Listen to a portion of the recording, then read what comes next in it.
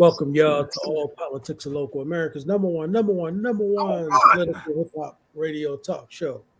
Well, y'all know if it is Friday, y'all know it's time for All Politics of Local, and especially if it is the first We're Friday, not live. y'all know it is. We are live. It just hasn't clicked on to Facebook yet, but we're live. So, welcome to All Politics of Local. So again, y'all know if it's first Friday, y'all know it is the time for the Payne report. So Congressman is going to be coming up, but we're going to talk first. We're going to talk to the First Lady of our city, Linda Baraka, and we're going to talk about this wonderful winter village that is going on. Ed, I'm sorry. Ed, Yeah, are you just talking to Zaid and I? Because it still says schedule. It doesn't say live. I don't. We're live here. It might be You're live. delayed. We're live. You're live. Okay. Okay. So it might be on delay, Donna. Okay. So Sorry. Zaid, you want to give the rundown after the 6 o'clock with Linda After Barak? Linda does her presentation on winter Newark, we're going to revisit a painful issue. We're going to have several folks come on in from the Inglewood Teaneck area. We have some police brutality issues that we want to look at. The case of Barnard Placide Jr., who was killed by an Inglewood police officers in September, right on the heels of MSNBC showing the Model America documentary on the revisiting of the Philip Pannell case. So we're going to have Bernard Placide's mother, Myrlene Hilaire, with us. We're going to have Natacha Pannell, and we're going to have someone from NAN, National Action Network, who's been working with them on their issues in the Bergen County area. After that, we will have a story of an incredible campaign to save a historic landmark in Montclair. It's called the Hale House. This is the first house owned by persons of African descent in the town of Montclair that goes back to the early 1800s. This person was a former enslaved person. And this house there's a fight to save this house for its historic meaning and its historic value versus the gentrifying or disregard for historic value of some others who are seeking to have the house sold. So it's a genuine people's fight that's going on in Montclair around the Hale House. And then then our own DJ Rhino will have his hip hop roundup, and we will then go into the Payne report to wind up our night. So it's full night as always.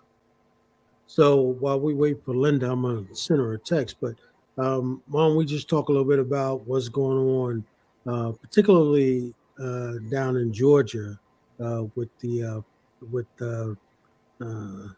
the Senate race down there. Well, let me say this very quickly, right? Tomorrow is going to be a press conference / rally in support of Senator Warnock's campaign, hosted by the People's Organization for Progress at the Martin Luther King Monument at 12 noon.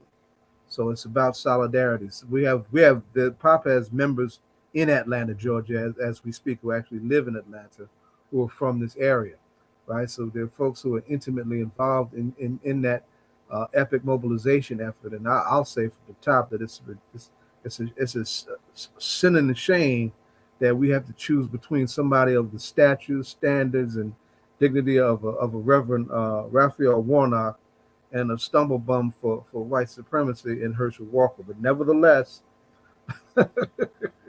that's the moment that we're living in. There's a whole lot of money and a whole lot of racism and a whole lot of backwardness that is pushing this Herschel Walker clown on us to the umpteenth. And it's going to take a full-fledged, mobilized effort for Senator Warnock to hold on to his seat in the Senate.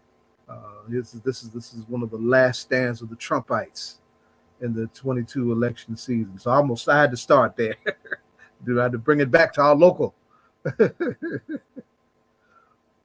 But yeah, so that's a big deal. You were going to say it. Go ahead. Let me just jump. Let me just step back now and let you set it up the way you wanted to. No, no. I mean, my thing is that, you know, the Republicans are really riled up right now in terms of getting out the vote. I think that from our perspective, I think Black folks in Georgia have got to stay focused and not go to sleep, because I think they have the kind of candidate that they want in Herschel Walker. And I think that we've got to be real conscious of what's happening there. You know, Donna, you're the elected one, and out of the three of us, what say you? You know, what say? Ever since I registered to vote in 1984, I have voted in every election. I have not missed that, and I didn't even realize it until when I ran for office. That's one of the questions that come out. People look at your voting record, and I went to our county clerk, Chris Durkin, and he pulled my voting record back to when they actually start recording it. And I have voted in every election, and it's something that our high school teacher, Mr. Bryant, really he just instilled in us. It's important that we vote and we be involved in our community. And I think people, when I hear young people talking about they're not voting, or whomever says they're not voting, I mean, you need to look at what it took for people that look like us to get the right to vote. It's nothing to take lightly. But we have our first lady here. Yep. Hello, our beautiful everybody. First How are lady. you? Hey, how are you? So let's welcome Linda Baraka to the show, First Lady of the City of Newark, our First Lady. So we want to welcome you to the show. Before we get started, Linda, I was trying to think to myself, why haven't we had you on the show before? I just thought this is the first time, isn't it? I was thinking about that too. A lot of work. Yeah. Right. I was trying to think. I could. Now She, it's a good time. Name some of the things. Yeah, name some of the things she's done. She do the give backs when she get everybody together and they were giving out the purses, the girlfriends giving. I think it was the every other year taking people over to groups to Ghana. The pop-up events. Yeah, you doing your work. That's why we haven't had her on. She's been busy. Thank you. That's right. Well, first off, let me just say I want to thank Ricardo. I reached out to him to reach out to Linda this morning.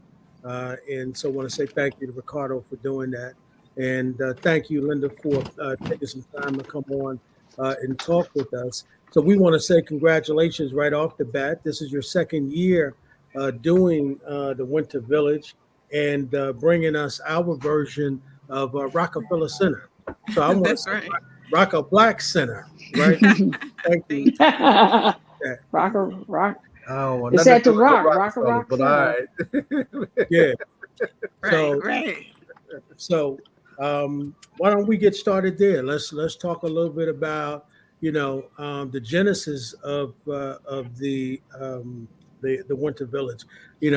What made you decide 2 years ago to do something like this, and why did you want to come back and do it again this year?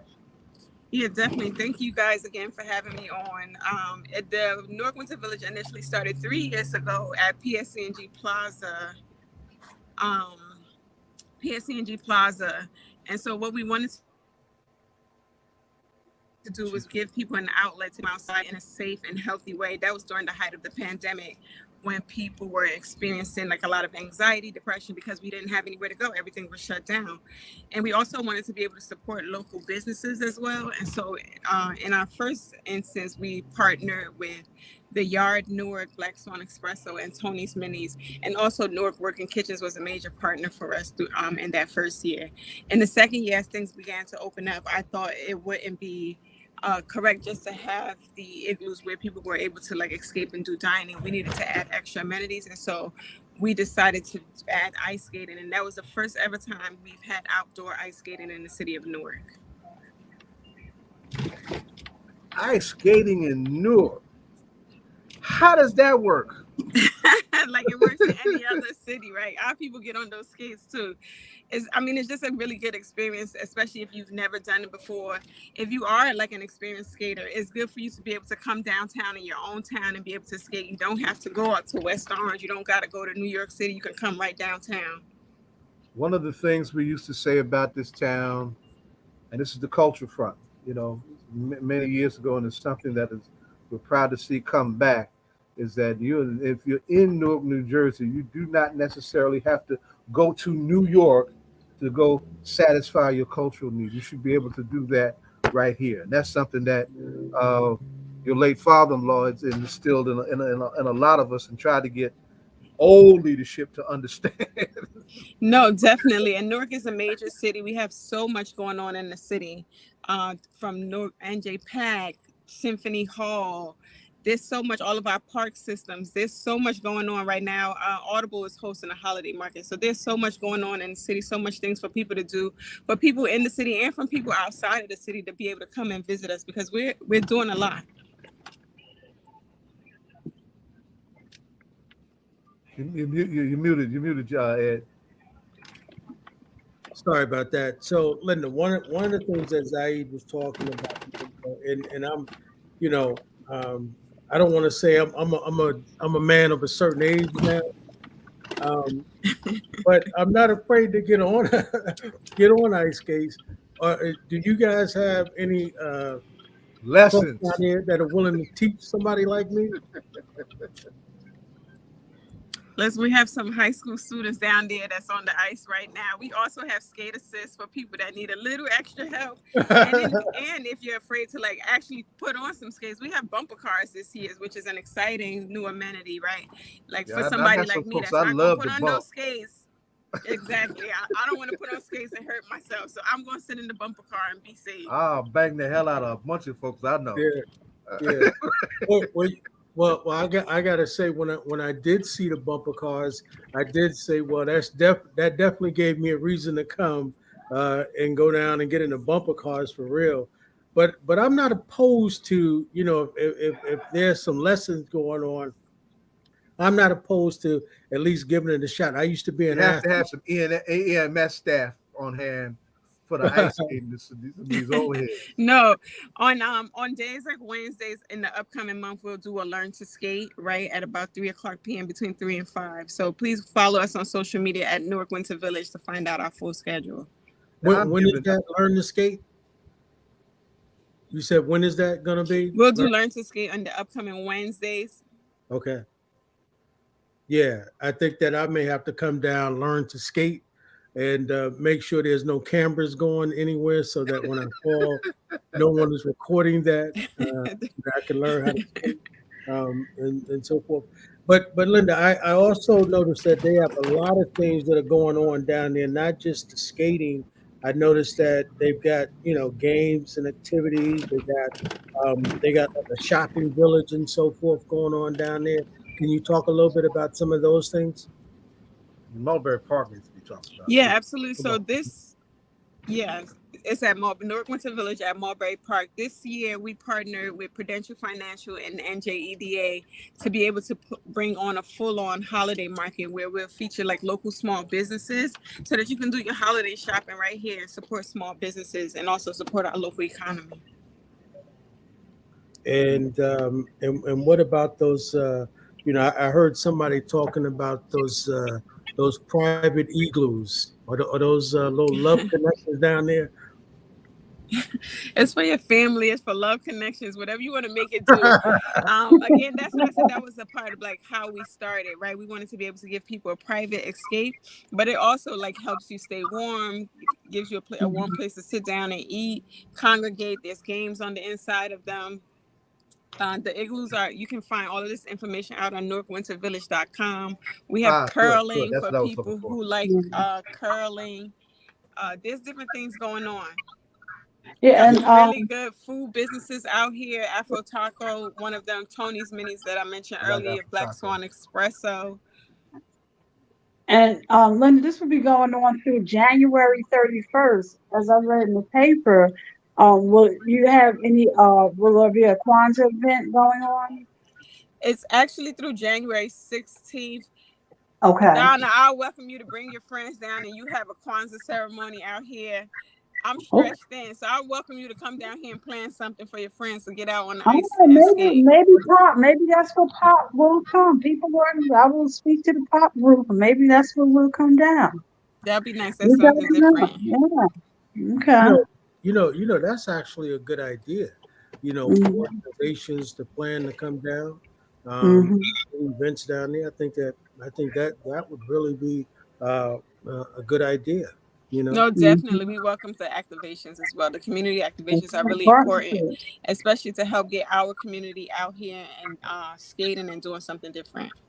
the other part is just the whole outing with being able to bring families and so forth. Well, Queen Riley says she coming to get in one of those igloos. Yeah, Shout out to Principal Kafele too. He's already does Yeah. his regular check-in. yeah, yeah. Let, Well, let me say this too. Now, putting my roughneck demeanor aside, the whole concept is also something that's not just family, i.e., village friendly, but it is inherently romantic, Right.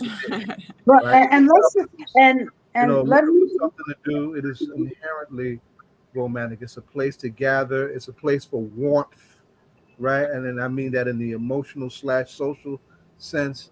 And warmth and embracing places like that are inherently intimate. So I Well, just think once that on the ice, lift up that dimension. but at one time, listen, all roads led to North New Jersey, with Twin City. When we used to come down there several days a week to go roller skate, and Twin City was the spot to be. And they had the live organist, and you had different theme nights, and we would hop on a 24 bus and take that hour ride because it was the longest bus ride, and go to down to Twin Cities and skate, skate, skate. So I miss those days. So something about bringing back, albeit this is ice, and I've always been fearful of ice. But it is a nice environment to come, and just like Zai said, to come out and just absorb the whole environment. Support the vendors. Um, I'll be in the bumper cars, the bumper, whatever that is. I'm not getting on these skates, and just enjoy the time of the seasons. And it's nice to get back out. yeah. The thing that we can do is, and I was thinking about this, Linda, is that I mean, we have the ability to go live almost anywhere. I think that we should plan to go down, I hear where uh, you're going. just do a live event down there. You know what I A lot, mean? That's a on the great show. idea. That's Yeah, a really, really great idea. Yeah, yeah. to go down, Live from, yeah. put some of the people on and so forth, and talk to them, and do a live event. Maybe I might talk somebody in doing his thing live down there. Some guy named Mayor Baraka or Rab. I don't know who Some that guy is. you may have heard of Ed, before. if you go live down there, that means they're gonna have to get you on some skates. Like I said, EMS personnel should be on hand. Keep that car right there. Yeah. So, but now, Linda, I also know that you got something that's going to be coming up with News 12 on Monday. You want to talk a little bit about that? Yeah, I'm really excited about that. They're coming down to showcase the Winter Village Monday morning at 4:30 a.m. They'll be here shooting their morning show all morning. So you guys come down, come help Yeah. us, come show the state what Newark looks like in the winter. It's so beautiful down here, right? Like even if you don't even get on skates, it's really just beautiful the way we transform the park. At 4:30. Yeah. And so I'm 4:30, excited right, that Linda? News 12 is going to be here. Yes, at 4:30 a.m. on Monday, highlighting obviously the Newark Winter Village, but also the small businesses that we have featured here through our holiday market. You couldn't have made it any earlier, Linda. I mean, listen, you're having the reaction that we all had, right? But it is a morning show, so we're gonna show them. We're gonna show them how Newark does. Yeah. Yeah, so you know, Linda, it's gonna have to be like the old days when we used to be leaving the park. Right? Nobody go to sleep. Right. So we just come through, right? Right. We ain't nobody go to sleep. We act like we just getting up. Nah, we ain't been to sleep. You know. I already said that. I'm not even going to be able to go to sleep anyway. Well, listen, we want to say thank you, Linda. We want to say congratulations. And obviously I mean, we're so proud of you. I mean, and I'm beating myself up 1,000 times for not inviting you on the show earlier. So it ain't my fault. I think Linda, you don't need an invitation. This is That's home. right. Anytime you want to come on, feel free to come through. Hit any of us up and just say, you need to talk about something. And come through. Any final words? Anything you want to say finally? I definitely will, but I want to thank you guys again. That ritual question. I know we're gonna get to that. Oh, wait! Now you're scaring me. Don't be scared. Thank you guys, right, for having me on today to talk about the Winter Village. We definitely want to make sure that our people in Essex County and the Newark area get down to see this. We're getting a lot of visitors. We want to make sure that people from our city, our area, comes down and are able to enjoy it as well. So I really appreciate being able to talk to you guys today and let them know that message. Well, Linda, one thing we do want you to come back. You mentioned earlier you used to do it every other year, the trip to Ghana. So we would love when you start planning and kicking off whatever when you get ready to go. There's some great things going over in Ghana. They were highlighted with Robin Robbins on Good Morning America. Oh, definitely, yeah. Yeah, so please come on and let this be the kickoff of your next trip. And perhaps All Politics Local as a group will be on that trip with you when you do your next group trip. Yeah, so but you guys got to come down and shoot live from the Winter Village first. We are going to do that. But I'm going to hold you to it. Okay, we'll be there. But we can't let you leave without asking the most important question. When you are doing what you do every day, whether it's planning an event, inspiring Mayor Baraka, spending time with the baby, whatever it is you're doing, what hip hop artist, individual or group do you listen to that helps, just get that inspiration going? Oh, wow. That's a good one. I really like that. So I would say my favorite artist overall all time is artist out of Ghana is Daddy Lumba. He's like an original high life artist. If I'm feeling some type of Daddy Lumba. Okay. Daddy Lumba. He's just like, he just runs the whole spectrum, right? I like to compare him to Jay-Z. Right? Okay. Jay-Z is one of my favorite artists here. But definitely Daddy Lumba is somebody that I'll turn on. Okay, we have to put him down. Okay, thank you for that. And let DJ Rhino. We have to hear some of the music. It was nice having you. I got it. I found it. I got it. Yeah. You got it? You're gonna play something before I get off? Mm-hmm. Yeah. Playing it. Let me see if I can get it on. Yeah, but I found him though. Yes. We need the tech help. We're miking them at. We should. Hey, what should have happened is if we had known that in advance, we'd have been able to program it so that they would have been able to have it coming up. Because Zaid is a little tech challenge right now. But don't worry, that's where my age shows up. Yeah. That's okay. That's okay. That's a nice setup. So don't be surprised if DJ Rhino's in the room. You might have theme music going forward whenever he sees you. Yeah. Well, listen, Linda, we want to say thank you. We appreciate you taking time to come through the show, and we're definitely going to put on our schedule to come down and spend some time at the Winter Village, and obviously we're going to make for the rest of the show. We're going to dedicate this show to, of course, you in the Winter Village, and we'll talk about that all night and say thank you very much. And we're going to look to talk to everybody about scheduling and go down and come live from the Winter Village. Thank you so much. Have a good evening, guys. You too. Have a blessed All right. one. All right. Did All you? right. So we have other guests that are in the house, so we want to bring them through. And Trying to share them out now too. Hey.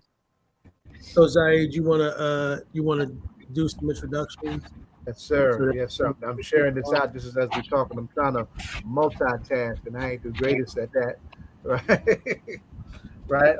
Yeah, we got a loaded show, heavy subject, and some powerful guests. I'm gonna walk this backwards. We have Myrlene Lawrence Hilaire, the mother of Barnard Placide Jr., Rick Welby from the National Action Network, and my darling little sister Natacha Pannell, the sister of Philip Pannell. A couple months ago, MSNBC did a special 4-part documentary examining the question of police brutality through the lens of a suburban case known as the Philip Pannell case. And that was Tasha's brother back in 1990, April 1990, when Philip was killed by Officer Gary Spare, shot in the back, and led to an uproar that that New Jersey model suburb was not at all prepared for, and is still in an enormous amount of denial about how and why that happened. And while the series revealed some things, it didn't come all the way around. So I wanted to give Natacha a chance to talk about the impact of that for her family, for the issue, and what it could have done that it hasn't done. And the irony of that is that on the heels of that showing, right next door, Philip was in Teaneck in Inglewood, and it's a two very close-knit communities that are right next to each other. Right, this young man, Barnard Placide, was killed by 2 police officers in Inglewood in a situation where he needed help, not to be harmed. Right, and there was efforts to afloat to keep this story repressed. So some of us are going to have to mute. So I wanted to give that young man's mother, who's been very brave in the face of this challenge to her family, a chance to be heard. And of course, none of this means nothing without organizing. I wanted to lift up Rick and how the National Action Network came in to help bring the noise, shall we say, to help with that. So let us start with Natacha, because that gives us a long vision. Tasha, how you feeling? Good to have you. All of you with us for the first time here on All Politics, right? I tried to sum up, what Model City meant, but I want that to come from you. What did that documentary do and did not do that we need to talk about? Right. So thank you for having me. All Politics are local. Baba Zaid, I've been knowing you for quite some time. So again, thank you for always offering me or affording me actually the platform to be able to share my story and my brother's, his legacy pretty much. Well, Model America came about, it aired on September 18th, and it was a 4-part docuseries that took place over the course of about 2.5 years of filming. So for about 2.5 years, it didn't start off with MSNBC. It started off with a small or somewhat rather small production company called Psycho Films, who's based in LA, Los Angeles, California. And Donnie Goffstein, or Goffstein rather, he's from Teaneck. So he came to me through a mutual friend that knew my brother. that owns the chop shop in Teaneck. His name is Martise. So Martise kind of like made the connection and talked to me and kind of like about everything. And long story short, once I started meeting with this young man, he told me his age. So I was kind of thrown off behind that because he wasn't even born in 1990. In fact, he was born in like maybe 2 years, like 92, after my brother was killed. So when he started telling me about how many years he was researching my brother's case, and how his father, when he was like around maybe 7 years old, he used to pass the house where my brother was killed, and how his father used to always talk about this young African American kid who was gunned down. And so Donnie told himself in that moment that he was going to tell Philip Pannell's story. So that's what compelled me, because he was around 6 or 7 when he heard about my brother. I was actually 13 when this happened to me, when I lost my brother. And just by him telling me how he was compelled about telling my brother's story, I said, okay, I'm going to give him an opportunity to, do this. And I'm glad that I did. So once everything came about, then, the powers that be and money comes into play.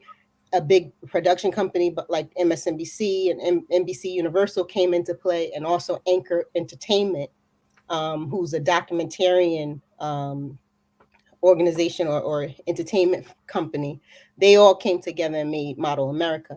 Now, the things that I think that they relayed as far as the truth being told after like uh, 32 years later, was the fact that my brother's hands were up in the air, and it was proven by forensic evidence proved that my brother's hands were up in the air.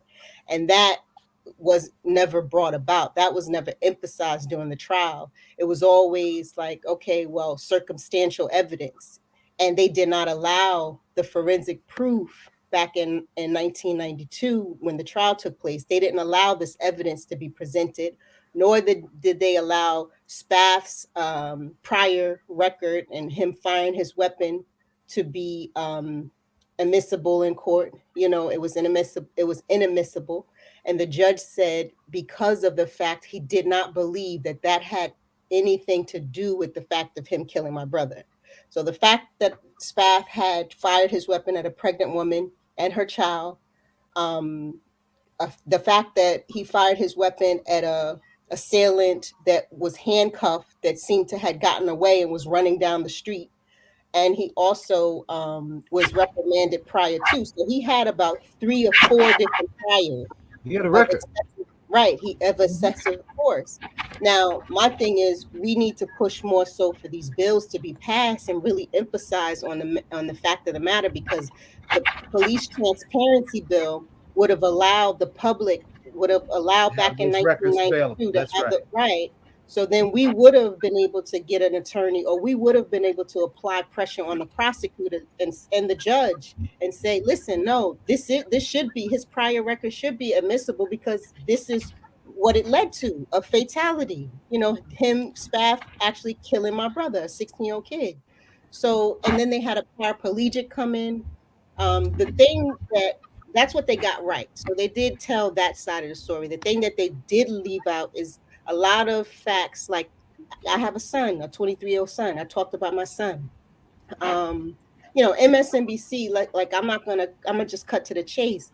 It's a bunch of Jewish white men and women who actually runs the show, who calls the shots. And I told them that I told them that I did not want my father to be portrayed in a negative light, because I was telling a story based upon a 9-year-old's perspective. So when you're young and you see your parents arguing, whether they're arguing over bills or whatever the case, you're thinking that your father is the aggressor because you see your mother crying. And I emphasize this, but they never included that part, so they left out the fact that both Spath and Blanco perjured themselves on the witness stand. They said at one account based off of what happened, their recollection of what happened. And then they came back and said, no, well, this is actually what really happened. And the fact of the matter that Blanco never frisked my brother, and he lied and said he did. And then he turned around and said, no, I didn't. And I lied on the witness stand. He was never charged or even no accountability. No accountability all across the board. So that's the portion that MSNBC left out. The fact of the matter that I'm a mother, we come from a loving family, because that would have showed and portrayed the side that, of the Black family. Like, no, not only that we've been fighting for 32 years, we've been fighting, but also we've been surviving. We've been fighting and surviving and living and thriving. And they didn't show that part. They just wanted to victimize my mother and I. So, it's a lot of things that were told, and there's a lot of things that were left out. Thank you. That's so several things we need to lift up. One, outgoing Bergen County State Senator Loretta Weinberg was championing the police transparency bill before she retired. We need somebody as outspoken as Senator Weinberg to do the same for the most recent version of that bill. So will some real leadership emerge from our elected officials? Please stand up. We're waiting, and we ain't gonna wait all day either, or all year, or forever. So I wanted to lift that up. One thing also I want to lift up that's also very important to those of us who do this work, and I'm using this to segue to Myrlene and Rick, is that one of the reasons that protest is important, not just because it tries to bend the paradigm towards justice, but because that's the space in which the humanity of our loved ones is reclaimed, right? That's the space that gives whoever comes to represent our families in court, if we have to go to court for and litigate over our loved ones, that makes their lives matter. There's a reason why our kids use that slogan, Black Lives Matter, because they haven't, right? So the irony of all this is that against the background of that documentary taking place, we lose this young man, Barnard Placide Jr. So Myrlene and Rick, I want y'all to come in and talk about what happened there. Rick, I want you to talk about how Nan has come in to help with that case. And Myrlene, I want you to really tell us about this young man who was your son, and who the community should know. Yes, Where can you hear me? we're not going to tell him about. All right. Can y'all hear me okay? Myrlene, are you okay? Can you hear? Yes, do you hear me? Yes, we hear you fine. Okay, thank you so much to be on the Zoom with you tonight. It's a pleasure for me to tell my story about what happened to my son. Um, that day, I will never know that will be happening that day, because on Friday, before I went to work, I spoke to him and I asked him, "Are you okay?" He said, "Yeah, no, yeah, I'm okay." He was behind the door, behind his door when he was in his room. And I left. I said, "The house is on your hands, and then I'll see you tomorrow."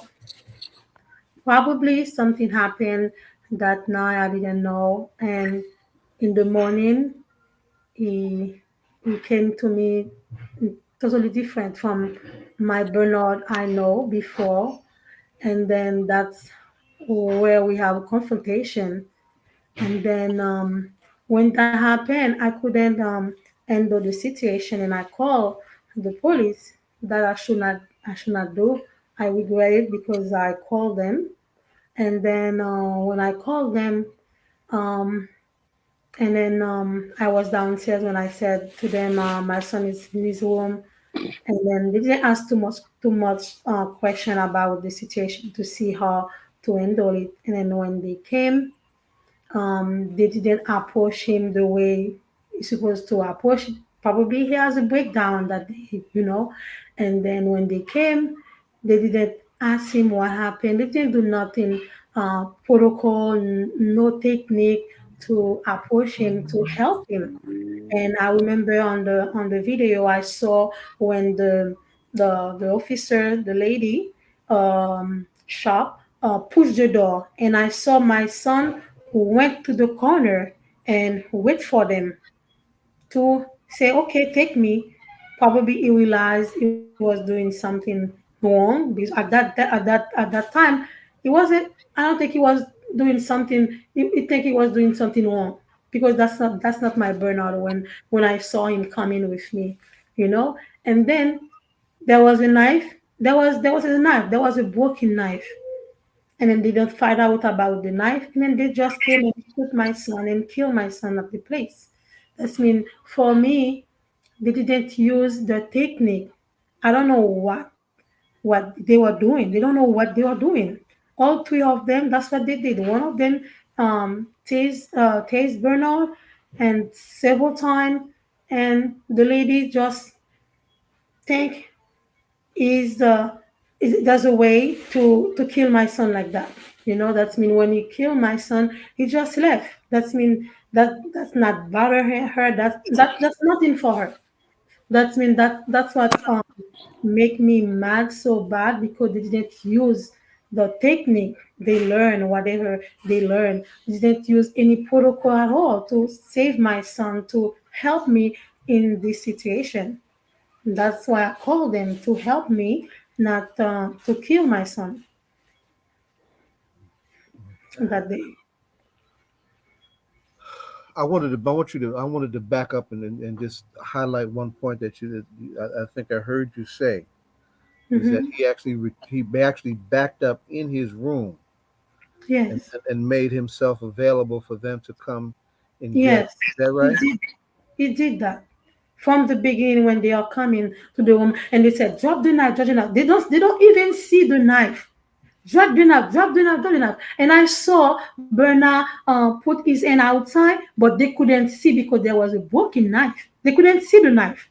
And no, for no reason, and she pushed the door. And I saw Bernard went at the corner, and then they start tasing him for nothing because he doesn't have no knife on him with him. And when they tased him, he wasn't capable to do anything. And for no reason, she killed him. I don't know what she was doing. I don't know why they put her at that place that day. I don't know why I called them. That's make me mad because they don't use what they're supposed to use to protect our life, our kids' life, our young men. My son was my bodyguard. My son helped me a lot in the house. He always make sure I ate very well. He always make sure I go to bed early. He is like he was the one in the house taking care of me. They don't know what they did to me. That's mean I want justice for my son. I want them to be accountable for what they did. I want them to be punished for what they did to my son. That's me now. I lost my son for a will, and I'm still don't believe Bernard is not here in the house with us. We miss him so much. That's mean they have to be accountable for what they did to my son. We're terribly sorry that your family is going through this with the loss of your young man. Rick, I want you to jump in and tell us how Nan got involved and how Nan sees what's going on Hmm. and what's on the horizon from the social justice angle of the Hmm. case. Thank you.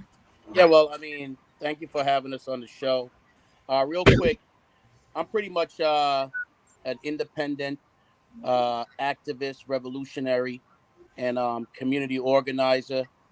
And Myrlene literally lives about 2 blocks away from me. And when this incident happened with her son, the way how we got in contact with Myrlene is that I knew a family member of hers. I think one of her sisters was married to the gentleman. His name was Arisma Theodore. So I had tried to reach out to Arisma, but come to find out, Arisma had passed away back in COVID.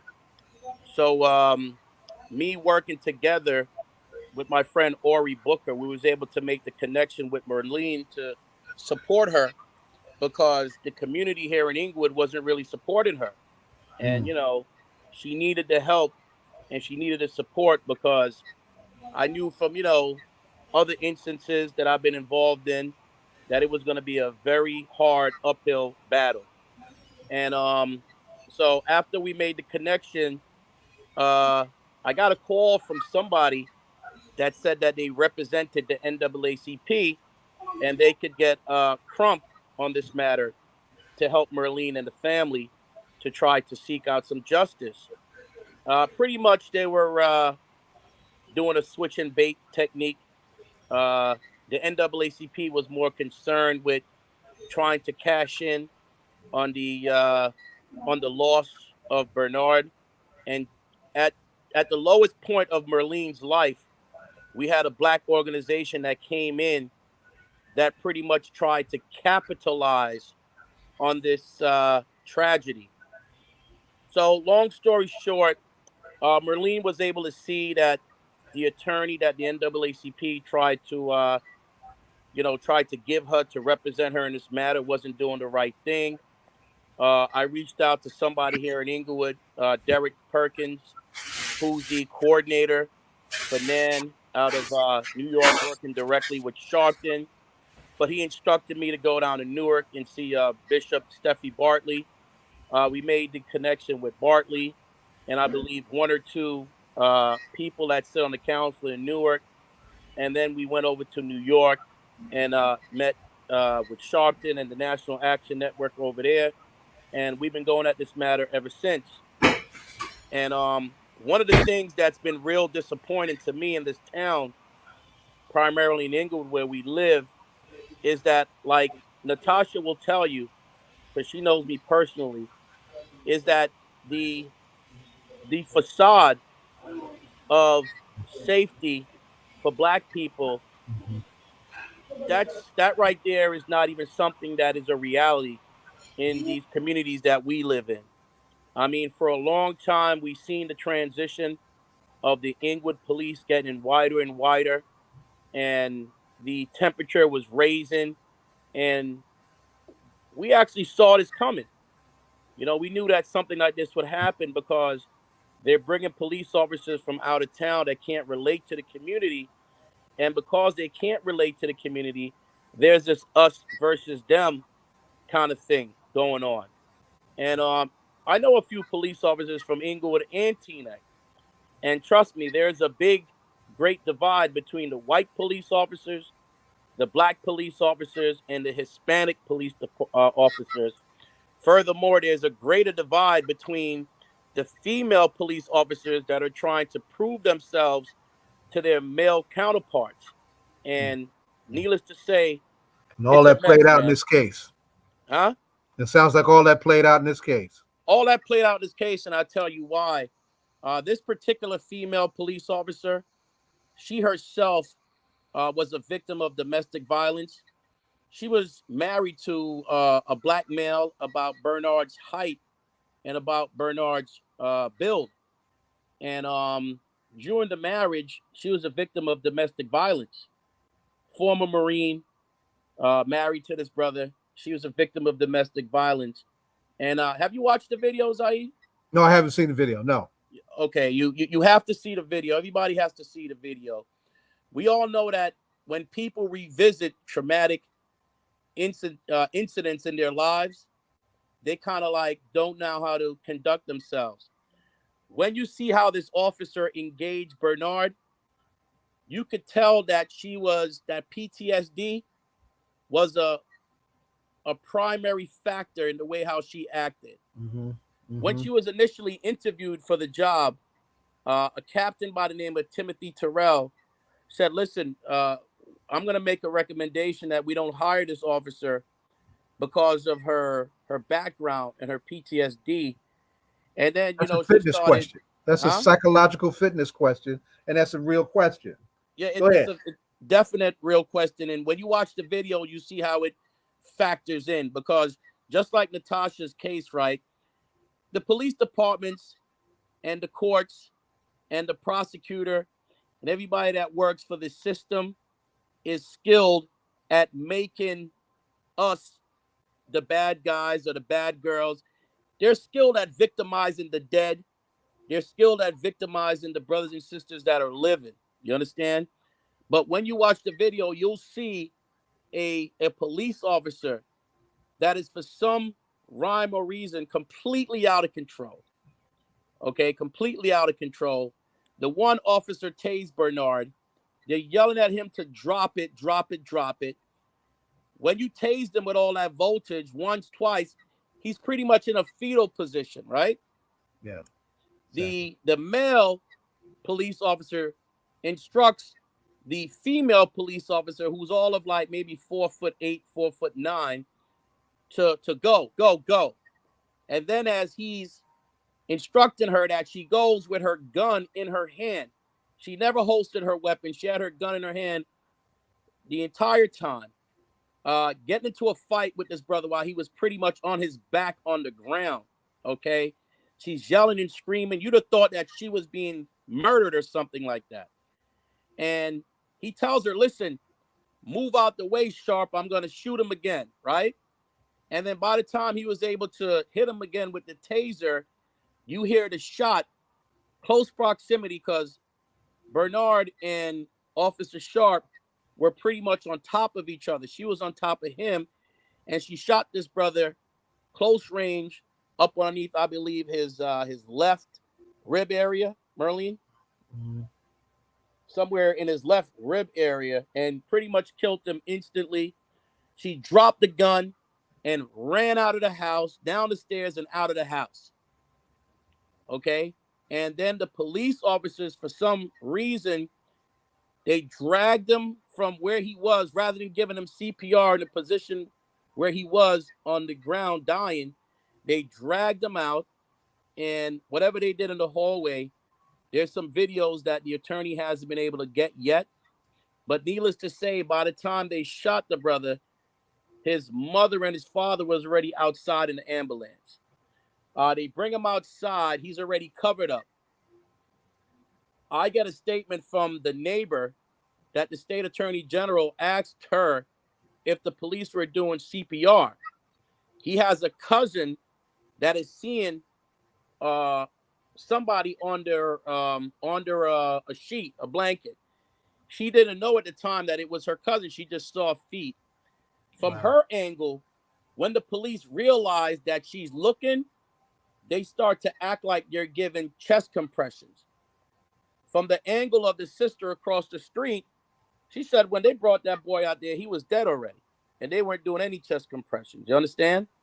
Mm-hmm. So pretty much from the time that they murdered Barnard, there's been an effort to cover it up, as most incidents like this are covered up, because the police and the prosecutor and everybody that works in these so-called law enforcement circles pretty much think that they're above the same law that they hold everybody else, accountable to. So, given that aftermath, and I think Myrlene had a connection issue, and if she can have that fixed, she can certainly come back in. Mm-hmm. Has there been any official or unofficial response from any elected leadership from Inglewood, or any gestures towards her family at all? Well, what happened is that Inglewood is one of those towns where our elected officials, the House Negroes Association, they don't do what Massa tell them not to do. You understand? So if Massa tell them, listen, don't go over there and give that woman your condolences. And listen, Myrlene lives on a street that is 2 blocks away from me, and the councilman at the time was up the road. I'm at 289. He's up the street at probably 325. You understand? Mm-hmm, mm-hmm. So he's in close proximity. The councilman at large is a product of Inglewood himself. Another brother, nonetheless. Nothing. The mayor is one of those Hasididi, hypocritical so-called Jews that every time he talks about the incident, he's talking about the safety of the officer. Mm-hmm. Mm-hmm. And how he's glad the officer is safe. So I had to tell him, your officer is trained, and she didn't rely on her training because she should have been there in the first place. But remember that somebody lost his life. So I had to pretty much embarrass him. A call for help turns into a fatality. Yeah, and then, Natacha knows about this quite well because I think she worked on this initiative. Inglewood is supposed to be one of those stigma-free communities. Mm-hmm. And there's signs. Yes. And there's signs at the border from Teaneck that talks about the stigma-free community. There's a banner in front of the police department, and there's a banner in front of City Hall. When you see the video, you could see that this person is definitely having a mental or some kind of a distress. He's in some kind of a distress. He's not violent. He didn't charge anybody. He didn't make any sudden moves. He didn't even talk. He didn't say anything. Literally, he never said anything during this whole interaction. And the police department actually has a procedure that they were trained to execute, and they didn't execute that procedure at all. What they did was that they forewent that procedure and executed him rather than waiting for other services that the county has at its disposal or doing other things that would have definitely preserved this man's life. The headlines talked about how he stabbed 3 people. Literally, his mother and I believe his stepfather had superficial wounds. Okay, superficial wounds. She was in and out of the hospital in about 2 hours. It took the Attorney General's office longer to sit there and do whatever they were going to do than it took for Myrlene to be in the hospital. And another thing that I just forgot to also put into the situation, right? After he was shot and killed, you could hear the officers asking each other, where's the knife? Where's the knife? Where's the knife? There was no knife. You had the handle of the knife, but the blade, his mother broke it off with her hand. So it was like one of those little spatula kind of things, or something you might be able to open mail with, something very like adolescent kind of knife. You know what I'm saying? It wasn't like some Freddy Krueger or Jason Voorhees kind of butcher knife. You understand? I wanted to add that when Myrlene was telling me about the actual what the incident, she said all of the superficial wounds that they had wasn't that Barnard was trying to actually stab them or anything like or cut them physically. It wasn't a tussle, the altercation. It was trying to get the knife from him. Right. So they didn't put that in the paper like Rick stated. You know, they put in a paper like 3 of the family victims were sent to the hospital with stab wounds. That's a lie. That was all a lie. And why would Myrlene tell the story whereas because she was actually there? Why would she lie and say that her son didn't? You know, it's just a bunch of it's funny how the media goes with the police's story without going or giving the victim's quote unquote side, you know, and letting people hear what Myrlene had to say, who was actually there, you know. Once upon a time, there was a thing called investigative journalism. This is, and my training is in journalism, and that craft. In fact, the mother of modern investigative journalism was the late great Ida B. Wells, if I must say, right, on the question of lynching and her investigations, right. That's a craft that is so minimalized in the modern era. It's pathetic. Right, but any basic journalism 101, you look at both sides of the story and present the facts as you see them. But when it comes to the policing of black and brown bodies, that's not how it plays out. And so that's why it's important for people like Rick Wilby's to step in, right? And the strength of someone like a Natacha Pannell of the Philip Pannell Foundation to support that stepping in, right? Because we have to take the narrative back from the racist order that protects the police, right? And that's why it was so important to get y'all on, so we can help the community understand who this young man was and what the real story is, and those and to sort out the kind of lessons that we need to learn to protect ourselves in these kind of circumstances, in these kind of situations. A third of most police encounter fatalities, as we know them, stem from encounters with the victims who are in mental health crises. And it's about time that there's a standardized practice developed that includes the use and a working way with mental health professionals to be engaged in those kind of scenarios to minimize casualties and bring people in that can be brought in without doing any harm to them, right? So I certainly want that all of us to get that message loud and clear, because that's one of the it's horrible. It just compounds the horror of being black in this country when you call the police for help and they come and kill your children. Yeah, that's a It's shame. horrible. I wanted to reiterate what You really know, quick. go ahead. I'm sorry, Tosh. Come on in. I wanted to reiterate what Rick said. I am affiliated with multiple organizations, and I am a That's part of right. the Stigma Free Alliance Committee, who originated. We are the pioneers in Inglewood to originate the Stigma Free, and then 13 other Bergen County towns picked up on it, and now they're stigma free. They have stigma free alliances. I say that to say, when we first started this stigma free initiative, it was over about maybe 8 years ago or so now. The first thing that I said was, why, if we're going to become stigma free or mental health crisis people, right? We're actually certified to do distress calls like that. I said the main thing we need to do is go when the police have calls. We need to be on the scene. And you know what they told me? Because myself and Lynn Allgrant actually was the spearhead. She was the chair, and then she went on. It's myself and several other Black people. All the rest are Jewish people. That's number one.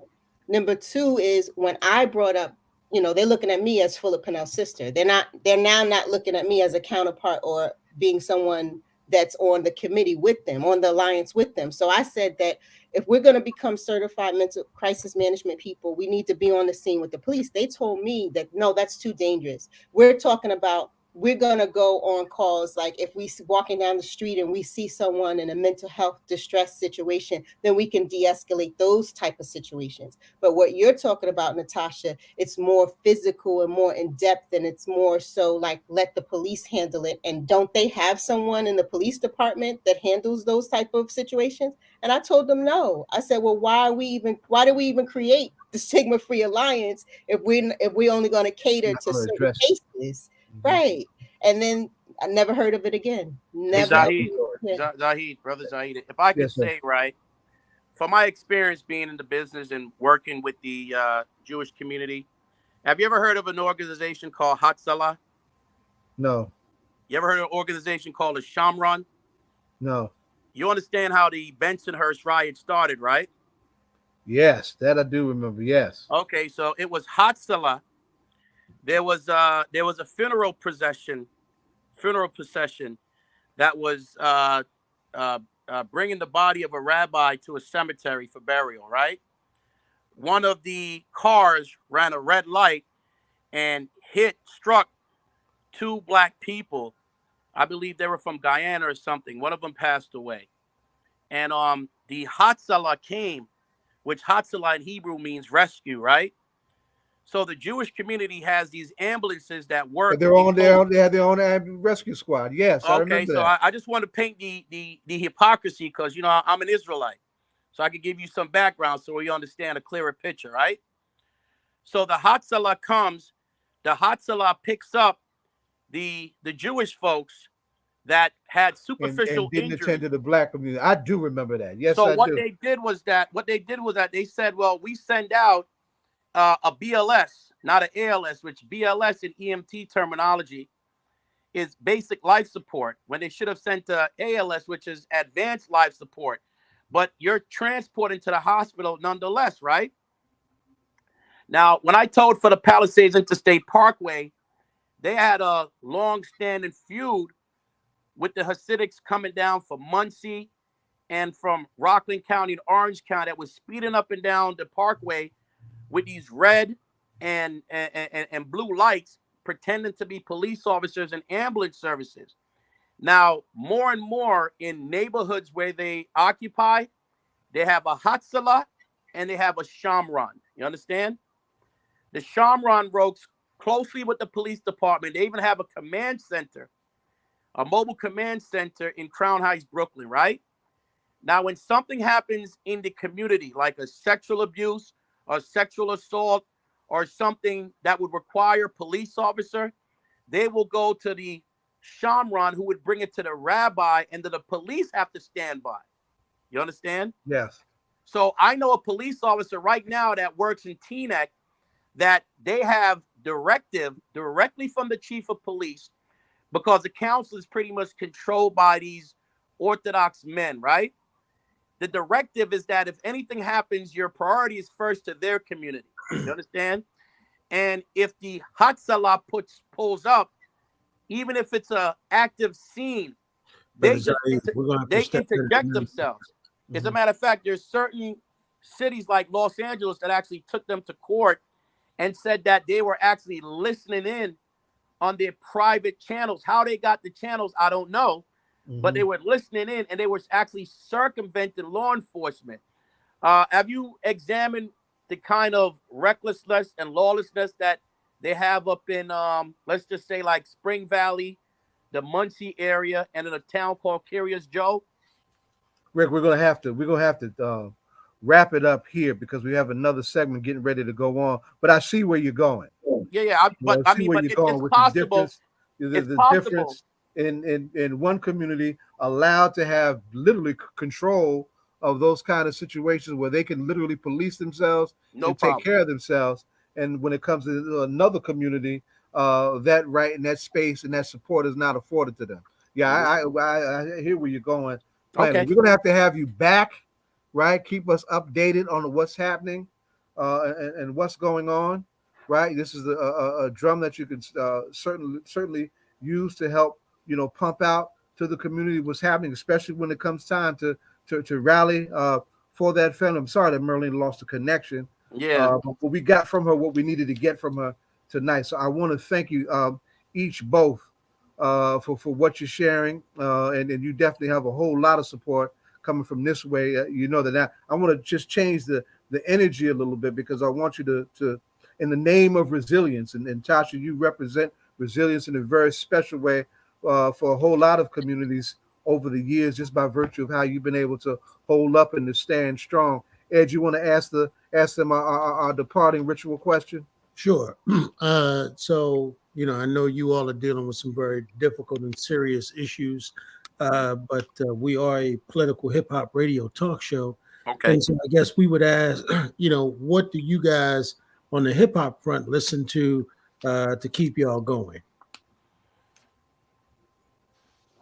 I listen to Public Enemy. Public Enemy, brother. Yeah, all right, there you go, Rick. All right. I can't listen to that new stuff. All right. Look, I think everybody will never take me seriously if I say Kanye West, right? So I'm not gonna say Kanye West. I'm just making a joke. Kanye's got some challenges with his mental health. Let's be clear about that. Yeah, no, I'm making a joke. I would always say Tupac. I think I came on your show before. I will never waver from Pac. Pac helped me along the way. Well, my roots in the Black Panther Party. He was our most famous Cub, daughter of the great Afeni Shakur, the son of the great Afeni Shakur, who we love dearly. Right. So thank you both. Like I said, this is a space that you can always come back to. We're going to have you back because there's a lot to unpack in terms of so many elements, so many dimensions that needed to be unpacked in that case. I'm glad we finally got a chance to do that here. So thank you both. We salute you both for your strength, and we will absolutely be in touch. All right. Okay. Thank you. All right. Right on. Have a good night. Now we've got another session coming up. I told everybody it was going to be a loaded show tonight, right? I'm going to, Ed, if you're going to allow me to introduce this particular segment, I'm going to introduce it in a way that's a little unconventional, but it's important to do for one of our guests because she's who she is in her own history and her own walk. Ghana Hylton is my niece, right? Full disclosure, right? But she is also what I call, right, and I'm very proud of Ghana on so many fronts, a rescuer of culture. And let me just tell the story, and it was set up with what they are doing in Montclair, right? A few years ago, Ghana lost her father, who was a brilliant artist, the great Wabembe, a brilliant artist. And in the aftermath of the loss of her father, who was on the West Coast, somebody had to go and, manage his belongings, which included an extensive collection of his original art. And she was confronted with her father's landlord ready to just throw everything out on the street because he wanted to make space for a new tenant, right? I don't know how Ghana did it, but within a span of I'll let you fill in the details of that story, but within like a week or so, she was able to rescue an entire collection of her father's work, get that professionally shipped back to Jersey, and then had it exhibited almost within months of that in a way that it's supposed to be exhibited. And it's an enormous feat, right? That is just it's just incredible that she was able to pull that off. In her Montclair, where she is now living, there is an epic fight to save a historic landmark that should be preserved as a historic landmark, right? But it's up for grabs in the way that I'll let them explain, of a home that goes back to the early 19th century in terms of the African presence in Montclair that is tied directly to slavery in New Jersey, right? Of course, the narrative of dealing with slavery in this country, that it was a Southern thing. No, slavery was an American thing. And when it came to slavery in the North, New Jersey was known as the slave state of the North, right? Because it was the last state to get rid of slavery. It was the northern state. It was the most hostile to the ending of slavery and to giving the newly freed slave any semblance of rights. It was so hostile. They couldn't even vote for Abraham Lincoln. It's Jersey, right? Some of that history is living and is right next door up the hill in Montclair in an effort to save what is known as the Hale House. So I want to welcome Ghana Hylton and Reverend Anya Samler from the Utilitarian Universalist Church. And I probably got it wrong. If y'all Anya correct me, right? We call them the UUs. And we love the UUs because the UUs show up for the people. Right on, right? So want to welcome you both to All Politics Are Local, and tell us this story about the Hale House and what folks need to do. Well, first, I'm going to talk about you. How you going to talk about me? I'm crazy. Don't nobody talk. People talk about me, they talk about me like a dog.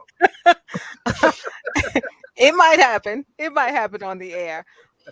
You and I are related, so you know how I handled it. I handled it just like I'm going to handle everything else, with everything, every fiber of my being, because that's how much I love not just my father and what he accomplished, but our people and what our people accomplish, and what my mother, your sister, taught us to admire, respect, revere, and preserve about our people. So first, I want to just thank you for acknowledging my original Baba. Now you have that role. So I don't know how you're going to handle that, but here you are. So I appreciate that. But yes, thank you for also bringing up the fact that, and some people may not know, slavery was a thing in America, not just the South. And we feel it's so important, not just with this story, but with so many stories, that people understand that there were slaves in New Jersey and what that story is. How can we create a new narrative, have a new education, and get to a so-called post-racial America, whatever that crap they say? How can we get there if we don't even know the history in the land that we currently live in? I grew up in Montclair, and I know very well about the Crane House, Nathaniel Crane. We were educated about that. We were educated about the Holocaust. We were educated about many things. We were not educated about the Hale House, which is directly tied to the legacy of Nathaniel Crane. We were not taught so many important things.